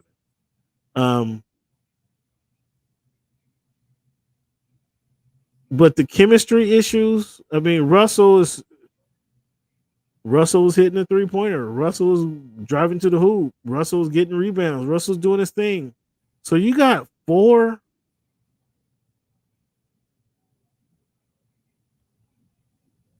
Is Paul George first ballot Hall of Famer? Is Paul George first ballot Hall of Famer? In the NBA, yes, he's a first ballot Hall of Famer. In the NBA. I mean, that's really questionable, though, truthfully. I mean, he ain't played in the NBA Finals. NBA has a slightly different criteria with regards to the Hall of Fame. I believe he's done enough to make the Hall of Fame. He didn't play in the finals. When he was the star on the team, they underperformed. In Indiana, when he was the man, they underperformed. They didn't underperform. They lost. They did underperform. That's the Miami Heat. That's not really underperforming. In the second, yeah, they underperformed Cleveland. They underperformed. That was underperformance. They lost to the Heat. I mean, but what was it, a 4-1 sweep or 4-1 to the Heat? You lose to a team that goes to the NBA Finals 4 straight years. It wasn't 3-3. Really oh, goodness, I don't know, Cleveland.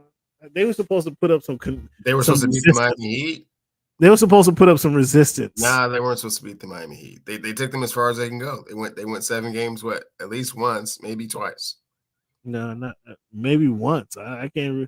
I don't remember. I remember LeBron had to come into Boston in Game 6 and go for 45 and 15. That's Boston. That's Boston. He played in Indiana. Like they were underwhelming. I beg your pardon. He did have to do that. So no, he beat him with Paul George. There was at least one game they had to go 7.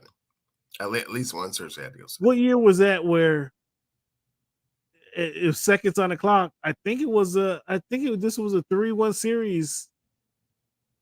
It was seconds on the clock, and he let LeBron drive to the hoop and make the lay-in versus playing LeBron for the lay-in. Yeah, why are we splitting hairs about Paul George's career? What was your point again? I'm not. My question. So I was getting at with 4 first ballot Hall of Famers. Okay. You can't argue Kawhi, Harden, and Westbrook are first ballot Hall of Famers. There's no question about that. Okay. If Paul George, we give Paul George the credence, that'll be 4 first ballot Hall of Famers. How long do you think it'll take for this chemistry for them to kind of come together and develop that chemistry? Well, Cam, I mean, as far as chemistry goes, I mean, there's a few things that need to get, kind of ironed out. First and foremost, James Harden, Russell Westbrook played in Oklahoma City. And, Russ felt a little bit, spurned when, Harden kind of made his decision that he wanted to be, a focal point marquee guy, ended up getting out of, forcing his way out of OKC, his first force out. He didn't force his way out. His first force out. He didn't force it. He wanted to stay there. And OKC didn't pay him the extra $5 million.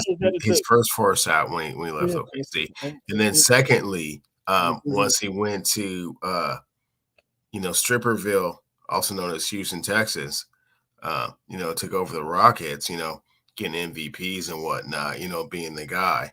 And then hey, bring my man Russ back. And then Russ realized wow, this is just, a very loosely run team, and, James gets to do everything. I don't like it here. So again, it didn't work out there. And then he comes to Los Angeles, and the first thing he's doing is just cracking jokes about, Russell Westbrook's career over, on the other side of the arena, when he was with the Lakers, so he's got to kind of, deal with that, So we'll see how it really comes down to the relationship between, James Harden and Russell Westbrook. They're boys. Didn't you hear Russell? Didn't you hear Harden say they've been knowing each other since the Boys and Girls Club? Man, they're boys. They're sure good. Have. But the last two stops didn't work out, and then when he came in, just cracking jokes about Russell Westbrook's Laker career, that didn't help it. Matters either. You heard that, right? Yeah, but this is going to be interesting. This is going to be interesting. This is obviously going to take a moment for these guys to kind of come together. They lost. They're 0-2 right now as it stands. So they're coming together. I mean, they have no choice but to come together. What do you mean? Ty is gonna put them together. Ty's gonna make them hold hands in practice. They're gonna have to run some laps together, and they're gonna have a kumbaya moment where they're gonna have to come together and make this thing work. And I think this is a doable situation. So it sounds like a lot more hope on your part. Keep hope alive. Is that what we're doing here? Because clearly you have no evidence that's going to happen. Well, we have the evidence that Ty Lue's a good coach, right? Ty Lue's able to take personalities. You have evidence that Ty Lue's a good coach? I mean, didn't he manage the situation with Delonte West and LeBron James? Didn't he manage that team into a championship? I'm not sure if didn't he get Cleveland to a championship? Who was the head coach of the Cleveland Cavaliers before LeBron? Before LeBron left Cleveland alert again. I think that was Ty Lue. So we know Ty Lue. But what? Managing the Delonte West situation, yeah, he traded Delonte West. I mean, the organization did that. That's not a coaching thing. He didn't bring them both in hey, Delonte, hey LeBron, you need to get over the fact Delonte was with your mom. Come on, man. You're trying to lose some credit for it. They didn't say, no, you got to get out. King's mom, that's not cool. You got to get out the locker room. That's not a Ty Lue moment. I mean, Ty Lue's pulled a string. Unlike your coach in New York who said, I played the fifth. Ty Lue said, no, this is what we need to do, and let's make this happen. Man, we're not crossing sports when it comes to coaching. So I think this is going to be able to bring Ty Lue's going to be able to bring this squad together, and with his experience, cross your fingers, man. Cross your fingers, man. Oh boy, playing with the 4 first ballot Hall of Famers, they have to make it happen. Sure. What's been your biggest takeaway from the last week of the season? Of the NBA season? It would be week 2, if you will. Concern on Laker Nation front. LeBron's playing too many minutes. This is once again oft injured. Gabe Vincent has not been a contribution, and there's been no Jarrett Vanderbilt, and there's been no cohesion to that offense. And as we all know, the Western Conference is very unforgiving, so you can't just rest on your laurels and hope the schedule, eases up for you. You have to win games. So, well, AD, you should never mind the fact that they got blew out by nearly 30 points tonight. You should be confident that AD actually tried to play. He didn't. He tried to play after. Have no confidence in Anthony Davis whatsoever. What do you mean? What do you mean? What do I mean? I feel like Davis did not play tonight. Anthony Davis did not play tonight. Actually. Yeah. Okay. Yeah. I feel that he is a player that can, sprain his wrist trying to open his car door and be out for. Oh wow, you're cold. You're cold. So, that's a low one. So Dylan Brooks, I mean, 5 points. Man, I'm not gonna have any kind of Dylan Brooks conversation with you. Why not? Any conversation starts out with Dylan Brooks, man. No, He said he wanted to shut down LeBron, make And him feel it, make the fourth quarter will come not have early. a conversation with you that starts out with Dylan Brooks. Did anything. His team won by 30. How you gonna be now? How you gonna hate on Reggie Dylan Brooks? His team won by 30. Şengün put up 19. Whoa, my guy, Eason in the game, 9-4. You don't want to talk about them at all, huh? No. Well, take that smackdown. How about that? Take that smackdown. As you lose by 30 to the Houston Rockets. That is embarrassing. Again, you asked what the number one storyline was, and on cue. Well, did you see Ant-Man though? Did you see Anthony, your guy, Anthony Edwards?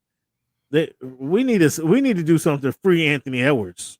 We need to do that because him up there with your guy, the two of the bums, two of the biggest stiffs in the NBA is Rudy Gobert and Karl Anthony Towns. Both of them together, individually. I don't need. I'll take Gobert first, but I don't want nothing to do with Towns. Together, they're just horrible. But Ant-Man is stuck up there, and we need to free Anthony Edwards. Free Anthony Edwards. We need to go on a petition because he shot down on what I think it was Monday night. Did you see that game? He erupted in the fourth quarter, lighting the Celtics up. Oh my goodness, that was impressive. Like 3-pointers going to the hoop, off the glass. He was very impressive. Free Anthony Edwards, man. Get that kid out of Minnesota. If there's one time, and I hate when you do this. I hate when all you bandwagon Laker fans do this. Oh, bring him to LA. He needs a big market. This is one time we need to get that kid out of Minnesota. Somebody needs to put a package together, get him to New York, get him to Los Angeles, get him to the Hawks. Somebody needs to do something. Get this kid out of Minnesota, get him to a market where people want to see hoop, because this guy gets down. This guy gets down. I love it. I love how it gets down. And he put it on the Celtics the other night. Wemby. We got to talk about Wemby, but we got first to talk about how Wemby, they lost by 20 to the Knicks tonight. I think Wemby had 10 points. He had 2 points in the first half of the game. Never got comfortable with Tibbs as a head coach. You know what the book on Wemby is, and Tibbs applied the book, and they were getting them frustrated and elbowing them and pushing them and kneeing them in the back and in the ribs and everything else. So he wasn't able to kind of get his game off, and they lost by 20. And I still think, like we talked about last week, sometimes these guys, they just forget who they're playing with, man. They forget to give him the ball when he flashes to the hoop. Like, you gotta hit him. And that's an easy dunk. And they still not doing that. And when they did that against the Suns, you saw the Suns twice last week. The first game they played it, they played it to a virtual tie. They ended up winning that, coming back on the Suns in the last few minutes of that game, scored 20 points in like 10 minutes in that fourth quarter, came back and won that game, first game against the Suns. And the next game they blew them out. Wemby put up 38 on them. I don't know if you saw that, 38 and 12 on them. Like, whoo, Wembanyama. Wembanyama showed him why he could be the most special player we've seen. But then tonight again against the Knicks, they just pushed him around. And he does need his teammates, although he has dribbling. He can dribble, he can pass, and he can shoot off the dribble, et cetera, et cetera. They need his teammates to help him. Like, see, when he's open, hit that kid. What's your thoughts on Wemby, and what's your thoughts on Ant? My thoughts on Wemby is that he probably got a little bit overwhelmed playing Madison Square Garden for his first time. He said the money. I didn't like that way he said Madison Square Garden was kind of small.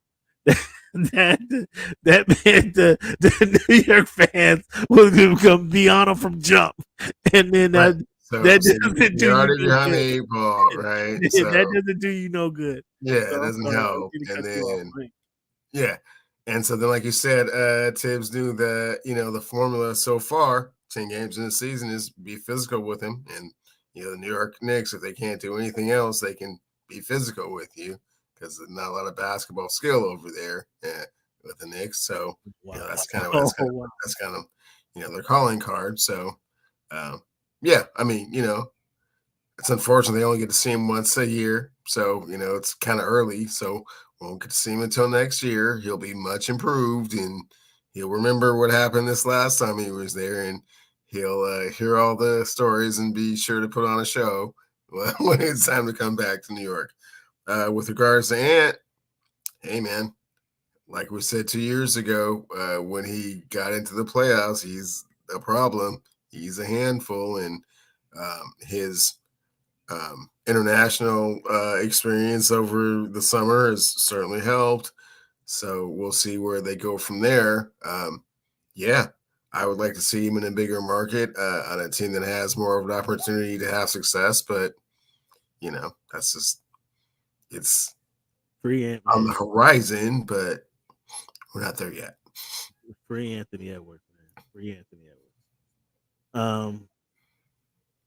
Warriors and the Nuggets. Warriors 5-1. They're both 5-1. They're playing tonight. It's a 2-point game, 4 minutes to go in the third quarter.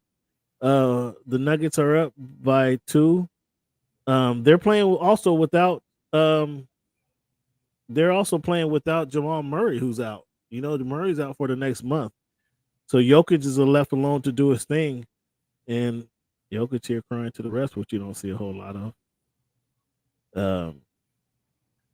But it's a 2-point game with Jokic going to the free throw line. Are you surprised at what's going on in Golden State with Chris Paul and these guys working out so well? Very much so. I didn't think it would be such a seamless transition.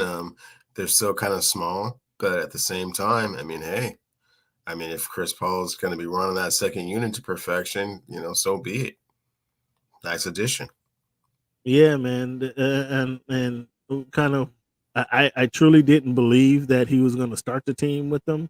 But the question I've been asking since they signed him is, could he be that third guard? You've heard me say this multiple times since they signed him. Could he be that Sean Livingston? Could he be that Jared Jack? Again, that's how when they first started coming, they had the 3-guard rotation and allowing Steph to play off the ball, and he's been doing that. We've seen obviously Steph in his traditional role, but he's been playing off the ball and allowing them to continue to grow. Allow Klay Thompson to now catch and shoot like he loves to do. So it's another guy to get these guys easy shots, and I think it's worked out swimmingly. Cleveland, as we mentioned, these some of these records, the Celtics and the Philly and the 76ers played today. They were 5-1. They were both 5-1. The Warriors and the Nuggets right now, they're 5-1. They both meet tonight. It's a tie ball game, just under 3 minutes to go in the third quarter. When should we start paying attention to the NBA standings? After Christmas. After Christmas, now we take notice of the standings, and now I can ask you, is this sustainable? Do you believe in the Sacramento Kings? I mean, do you believe in Sacramento Kings, Cam? Absolutely. What is their record in the standings right now? I'm gonna look and see. Don't try to, man. I'm pretty sure they're not even in the top 8. I haven't looked. Yeah, I know you because it's built on hatred. Can you look for me? Where are they? I'm gonna point it out. I'm gonna give me a minute. I'll point it out. Cam, since this is gonna be like that, let me look. No problem. I'll point it out to you. Apparently they must not be there because you would have just answered already. I'm gonna point them out where they are. The Sacramento Kings. Sacramento Kings 2-4. Right now they're out of the play-in. Yeah. They're 2-4. We're 6 games in. Come on. Yeah. The 6 games in. Okay. So when I said, man, I'm being too hurt on Cassie. You saw, man. It's really easy. It's 6 games in. Right now, Minnesota is 5-2. Is that sustainable? No. Oklahoma 5-3. Right now, Houston is number 6 in the West. Is that sustainable? Come on. I told you, you don't want to believe it. You nor Pavi wanted to believe it, but I told you Houston on talent alone, I told you Houston could be in the playoffs. And then, you guys really, what are you talking about? And you guys start naming off of every team in the West. Yeah. But yeah, I didn't know Sacramento was I didn't know Sacramento was way down here at 2-4. A lot of climbing to do. It's early right now, but the Memphis Grizzlies are 1-7. Like we expected them to have a slow start, but I know they don't have Dylan Brooks, so you can't blame it on Brooks no more. What are you blaming it on? Ja not being there? Yeah, because they don't have that dude. That's what you're gonna say, huh? Ja's not there, and Desmond Bain is. You begging on Desmond Bain? What's your boy Stephen Smith? Call him. Steve Smith call him a jag. Just another guy, man. You are wrong for that. You are wrong for that. Okay, Cleveland, we've seen a little bit of this in-season tournament. My argument, my complaint is I was trying to warm up to it. I was trying to warm up to this in-season tournament.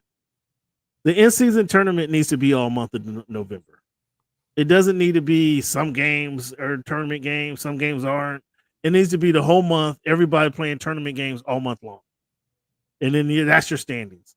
Let's go into the last week in November and do our top 4 teams make the tournament. If that's what it's going to be, after 3 weeks of NBA basketball, you get a week to warm up. 3 weeks of that first month of NBA basketball or tournament games, and then the last week is tournament play. That's how it should be. None of this. What do you? That's how I think the change. That's the changes I think that should be made. What do you think? What are your thoughts on that?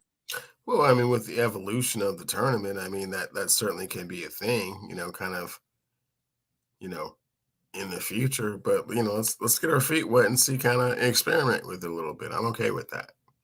We're seeing what it is. Like, do you know what is tonight a tournament game or not?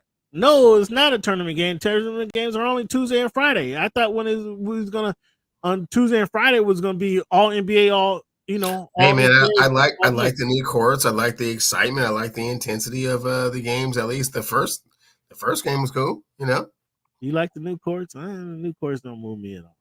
I'm not moved by the new. Oh no, it makes a difference. I'm not moved by the courts. It does nothing. So before tonight's game, the Lakers sent tapes to the NBA claiming your guy LeBron should be getting more foul calls. What's your thoughts on this?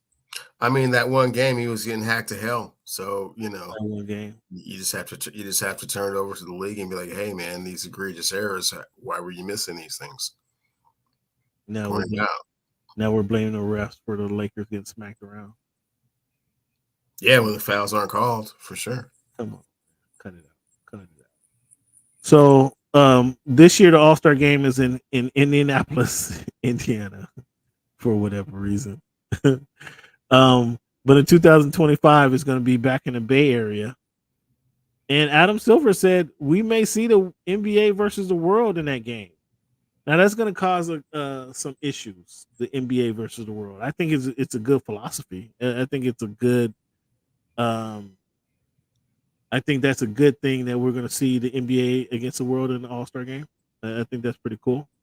However, that means that some players are going to be missed, are not going to make the NBA All-Star game. Like that 16, 17, 18th player who normally would make the All-Star game is not going to make the American players not going to make the All-Star game because they're going to need to have that 15-man roster for the American League and then American team and then the 15-man roster for the world team. So some of that world team players probably would make the NBA All-Star game if not for that format. What's your thoughts on that? Well, it sounds like at least the top 6 players that would ordinarily be on either the Eastern Conference or Western Conference team won't be on that team. So that's plus 6 that you can add to the American side if that is the format that they're going to go with. But again, it's easy enough to. I think it's easy enough to find 15 American players. But can you name 15 international players that's deserving of All-Star action? Like obviously we got Giannis, Nikola Jokic, Embiid, Wembanyama, Wemby. You got Doncic, not Doncic. Excuse me. Okay, now that list is getting kind of murky. Like All-Stars, that list is kind of murky. Rudy Gobert is an All-Star. Rudy Gobert, Sabonis from Sabonis. Your guy, Sabonis.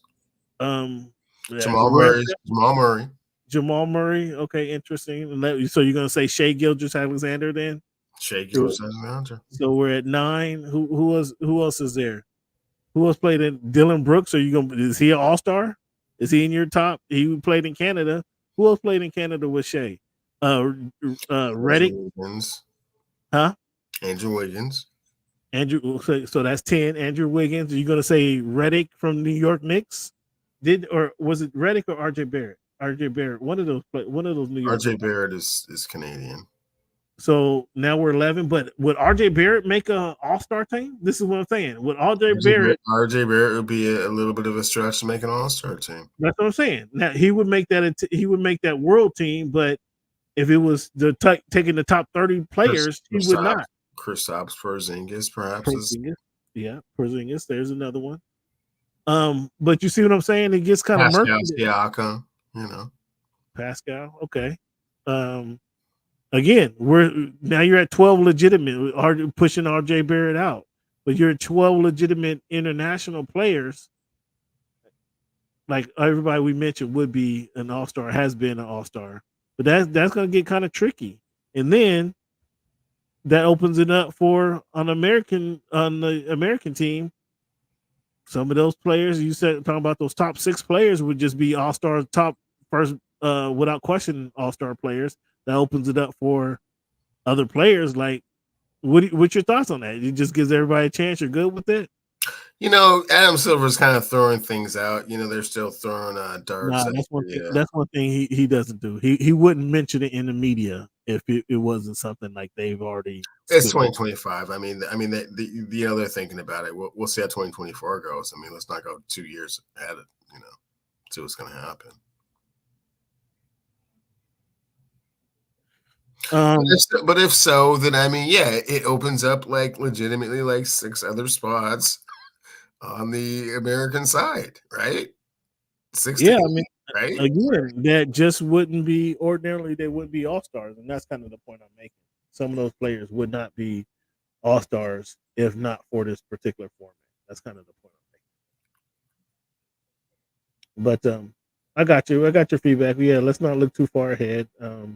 I still think the tournament, if I get a chance to talk to Silver, the tournament should be the first 3 weeks of November. All tournament games. Let's stop with the guessing. Is this a tournament game? Is it not? Does this count? Is it not? All tournament games. Make the top 4. If you're taking the top 4 teams, if you're talking the top 8 teams, however you want to break it down, you make them play that tournament the last week. Then the final week or first week in December is the Vegas trip for, the tournament championship. That's how you want to do it. And that, I think, because right now it's just like nobody knows when these tournament games are. Is it a tournament game? Is it legit? Is it not? Nobody really knows. Cleveland, each and every week. Unlike anybody else in the podcast history, I don't know. Maybe somebody else who has a This Week in History segment, but we break down our This Week in History segment. 11/7/1841, Cleveland. Madison, Washington. A slave aboard the Creole slave ship en route to New Orleans from Hampton, Virginia, leads a successful rebellion after the slaves overpowered the crew, and they sailed to the Bahamas, where they were granted asylum and freedom. Oh wow! Never heard of Madison, Washington. Never heard of him. That was pretty dope. 11/7/1967, Carl Stokes was elected mayor of Cleveland, Ohio, and becomes the first African American elected mayor of a major city. Shout out to Stokes. 11/7/1989, David Norman Dixon elected first black mayor of New York City, serving from 1989 to 1993. 11/7/1989, Virginia elects Lawrence Douglas Wilder as governor, making him the first African American to be elected governor of that or any state. Douglas Wilder, you know what his claim to fame is? Yes, he exonerated Allen Iverson. Pardon Allen Iverson. Yeah. Quick story, Cleveland.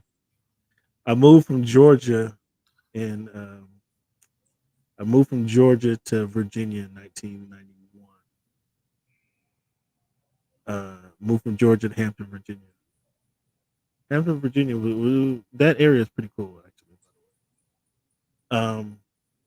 But I moved there in late August. It was late August, and you could see the little town. It is Hampton, similar to Renton, if you will, kind of very similar to Renton. And they were putting up all these banners around town. Hampton Bay Days, right, was going to be in the downtown section of Hampton, Virginia, just so like the landing area, the Renton landing area, right? So like the landing is kind of like there's not every road doesn't lead to the landing, right? Like there's a couple roads that lead straight to the landing, but every road in Renton doesn't lead to the landing. And that's a similar way in Hampton. And I didn't know, I'm new to the area. I just keep seeing, I saw these promotions for Hampton Bay Days. I was like, okay, let's go check this out. And the way they had it was there was two entrances because it was, free drinking or free bars inside, so you could drink on the streets and everything. And so it was like a 4-block radius, vendors and everything else. This is funny. But there was two entrances to the entrance of this. But at the entrance, both entrances must have been upwards of 30 to 50 black folks at both entrances, having their free Allen Iverson t-shirts, selling the t-shirts, boycott Hampton Bay Days, selling the t-shirts, boycott Hampton Bay Days, because this is where the bowling alley is in Hampton, right? Like, who the hell is Allen Iverson? Like, I'm thinking this is some political leader or something.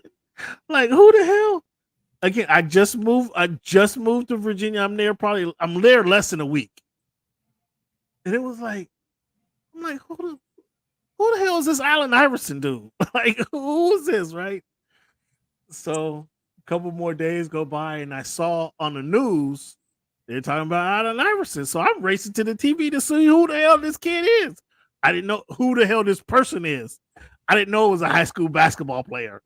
Like, they're like, yeah, man, they were supporting. Why were you guys out here boycotting? Well, we need to show support to our local, our local family member, the community, blah, blah, blah.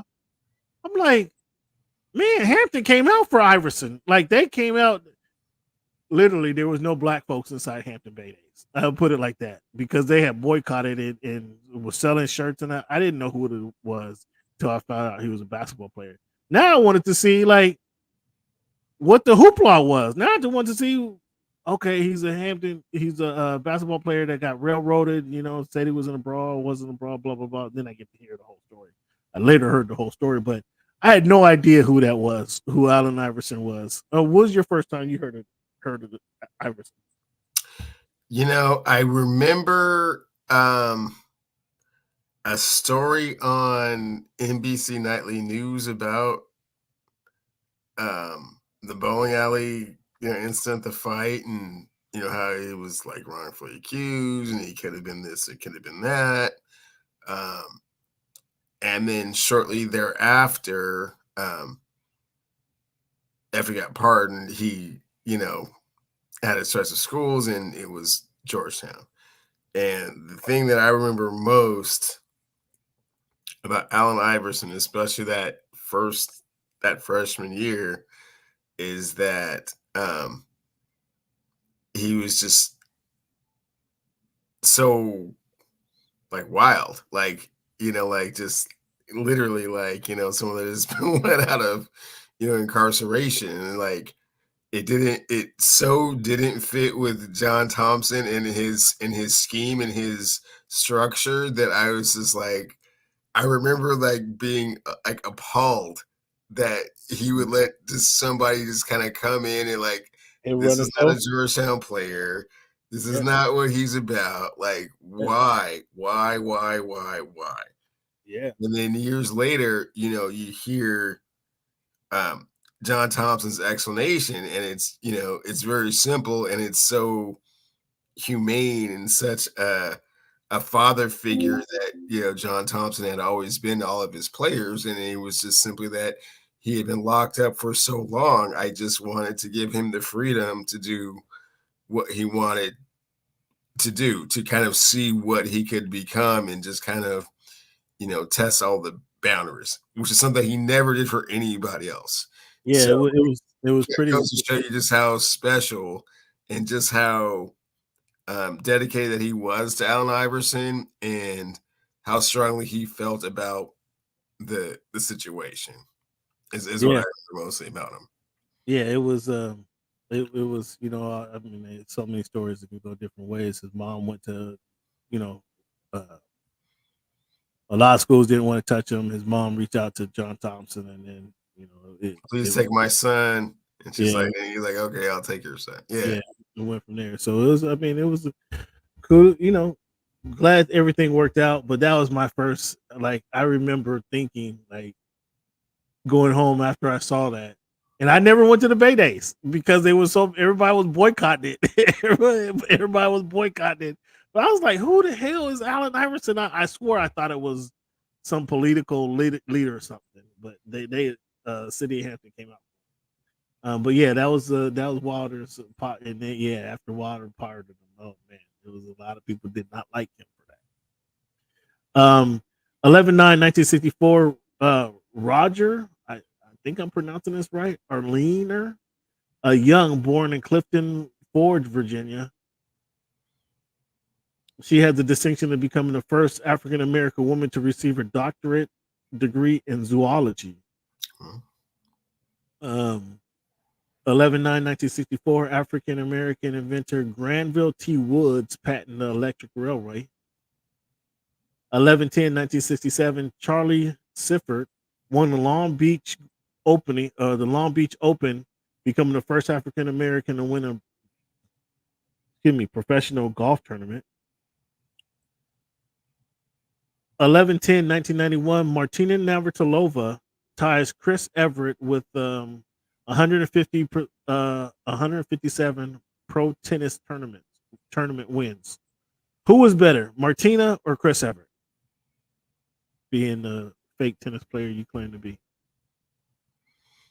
Martina Navratilova had more success than Chris Everett? Yeah, in her career. Was she better than Chris? I think that she had a longer period where she was better. I mean, Chris Everett was certainly the standard for a long period of time. And, depending on how you look at it, I mean, Chris Everett, I think, is still either second or third for all-time Grand Slams. I just think that there was a period of time where Martina was just far more dominant than Chris Everett was. He was dominant longer. 11/10/1983, Marvelous Marvin Hagler retains his world middleweight boxing title with a 15-round unanimous. They used to go 15 rounds back in the day. Unanimous points decision over Roberto Duran at Caesars Palace in Las Vegas. The first time that Hagler was taking the distance. 1983, long time ago. Cleveland, now that you know other teams have been sign stealing and sharing signs and all this hoopla, should Michigan actually be punished for stealing signs? I'm not sure what the punishment should be. I think that they went a little bit above and beyond, kind of just the, if you ain't cheating, you ain't trying, kind of attitude. I mean, if you have people from Michigan standing on, other teams, sidelines, that's a little wild. But does the Big Ten take Michigan out of the, say you're punished, you lose 2 games, take all that punishment is going to be retroactive to the season. It's not going to be this season. You don't think so? No. We'll see. All right, Cleveland. Your Huskies went to USC this weekend. Went to the Coliseum. Outlasted Caleb Williams and USC. Beat them by 3 points? 52-49. 10, 52-42. Oh, excuse me. I took a couple points away from you guys. Was that a good win? Were you happy with the win? Dude ran for 250 though. I give Dude credit for 250 yards rushing. Like, that was amazing. I mean, it's hard to run for 250 when you had a Heisman. Hard to give somebody the Heisman when you have somebody to rush it for 250 on your team, isn't it? No, that was the first game that was even remotely like that. So that has nothing to do with the Heisman voting or the impact of Michael Penix Jr. on the team. Yeah, no. We get that. Stay in your lane, Playboy. Stay in your lane. Mm-hmm. A fair foul for Caleb Williams to take heat for crying on his mom's shoulder after the loss of the Huskies. There. What you crying about? Stop your blood clot crying. I thought you'd be going a different way with this. Nah.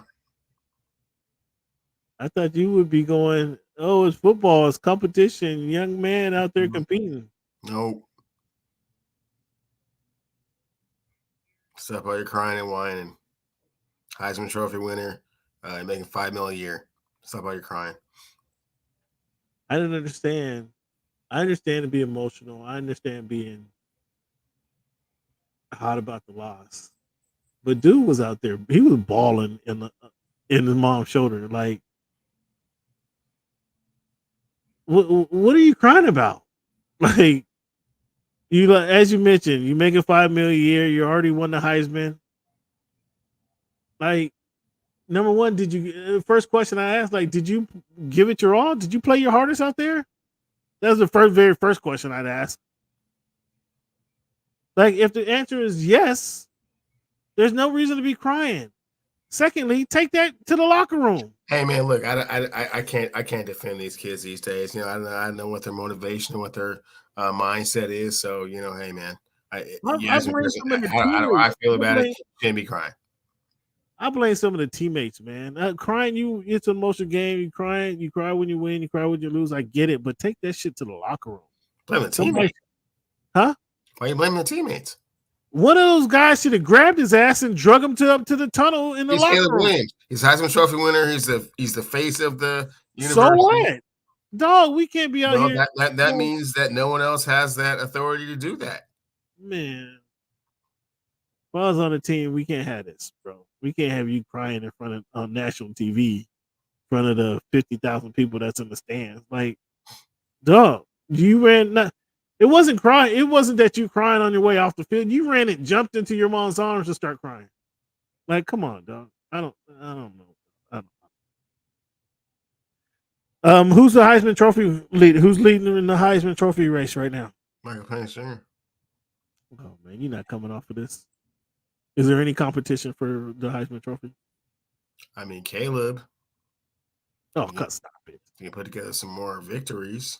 Is Shador's not in the mix? No. Mm-mm. Have you watched any more Colorado games since week 3? Have you? I asked you the question. No. No, not to, I mean, I turned the game on. I want everybody. I want somebody to admit that Deion is not coaching the squad. I want somebody to admit that. He walks up and down the sideline with his headphones on and the mic is up. The mic is up. They play 48 minutes. The mic is up 46 of the 48 minutes. They play 60 minutes just like everyone else, Cam. It's like every other football game. The mic is up 58 of those 60 minutes. And I want somebody to admit that and don't act like I'm the only one that sees that. That means he's not communicating with nobody else. He's listening to what's going on. Like he's getting the ear plays in their head. He's not doing anything else. He's talking to the players. He's an inspirational leader of that university, which is not a bad thing. You need a figurehead. You need that leader. That's not a bad thing. But don't tell me he's a coach on a team because he's just an inspirational leader. Do you disagree with that? Well, I mean, if you wanted to be X and O's like your guy Belichick, and come up, and draw up schemes on the chalkboard, yeah, that's not what Deion does. Yeah, he's much better at, allocating and delegating. If that's what you're trying to say, he delegates authority to other people and kind of has a general parameter that he wants them to stay within. Yeah, that's fine. If that's what you want to call him, it just takes away from his credibility as far as being a head coach, which I'm not willing to do.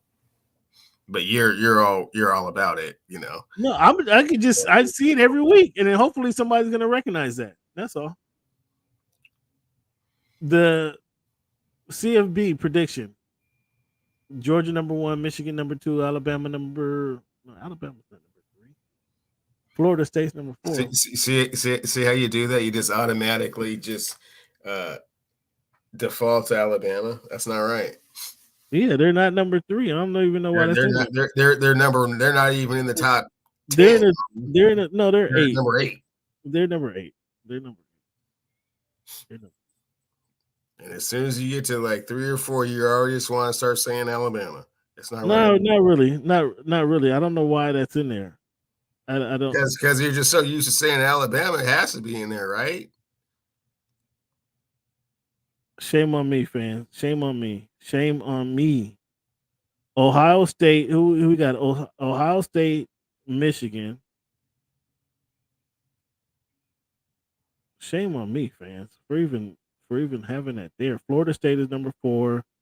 If somebody's number 5, I'm not sure. Ohio State, Georgia, Michigan. Florida State number 4. Who's number 5? University of Washington Huskies.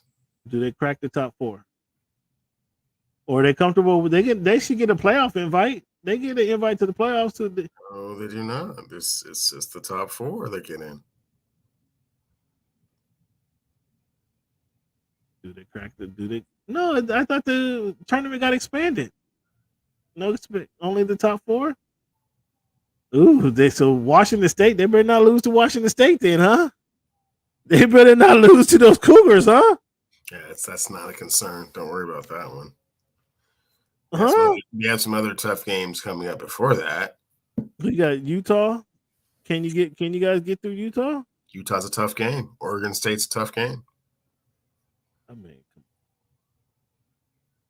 but you trying to act like Washington State is not a concern? Washington State not ranked no more? They were in the top 20, weren't they, at one point? At one point, sure. But no, you're not going to get me to say something as preposterous as that. Like the University of Washington is worried about Washington State University. No, that's not going to happen. You got to go to Pullman. You got to go there. No, we don't. They have to come to Montlake. Oh, they going to Montlake. Oh, I'm sorry, I read that wrong. You're at Oregon State, and you got Utah and Washington State at Montlake. Huh? I mean, Washington State's familiar with Montlake, though. They've been there so many times. I know. They've been there. They've been there a lot of times. Like, I know it. Almost never goes well. Oh, he's cracking jokes. Okay, put it out there, Washington. I'm gonna send this to Pullman. Somebody Send it to him because everybody sends it to him. They put it all together in this great big bag and they carry it around like this, weight on their shoulder. They just can't get rid of it. Like, damn. Oh, listen and to they him. just fall over. Oh, listen to him. Boy, those Huskies talking bad crap right now. They're talking bad crap right now. All the time, Cameron. So Florida, who loses to get for Washington moving to the number 4? Florida State. Ooh, who you got they losing to? Not sure. They're just not a very good team. Florida State is not a good team. Well, they do got the Hurricanes this weekend. They do got the Hurricanes this weekend. Would you like the Hurricanes to upset the apple cart? Oh, and plus, I mean, North Alabama, Florida. Ooh. What'd you say? And plus, Ohio State and Michigan have to play each other. So that's how you guys gonna sneak in? I don't know if it's sneak in, Cam. Yes. How do they break into the top 4? That would be how they do it. I mean, that would be a sneak in. Michigan plays number 10, Penn State this weekend. No, they got Purdue. They only got they're gonna play each other in the Big Ten tournament, huh? The last game of the season should be against Purdue. Ohio State. Let me see. I'm sorry. They do got Ohio State. You're right. They got Penn State, Maryland, and Ohio State. So that's how you guys sneak in, right there. One of those guys. You heard Siri talking about. Yeah, that's what she thought. Siri said, "Yeah, that's how you guys sneak in." But what that means, Washington State can upset the Cougars. The Cougars can come and do some Cougan. Yeah. Now they got to come out here and Coug it again. The Cougars. Let's see what the Scarlet and Gray. Let's see if the Scarlet. Let's see if that's Scarlet and Gray. Woohoo! I'm about to call up to Pullman and see what I can put my hopes on. Now, rile them up as much as you like. It's always better when they're even more riled up. It's always even better. I mean, they're coming to the big city. They're coming to the big city from Pullman to go to Montlake. See how you talking about them already? I'm saying they're coming to the big city. Yeah, they're going. They're gonna get overwhelmed. They're gonna get overwhelmed like they always do. And all the remodel stadium and all the and then personally, I think this is gonna be the last time because what I'm hearing is that with the new conference alignment, the statement game at the end of the year is going to be Washington, Oregon from here on out. Ooh, so they're gonna put history down on you guys. Like this is like over 100 years of action. This is going to be the last ass whipping. It's what you know. He says a lot. Okay.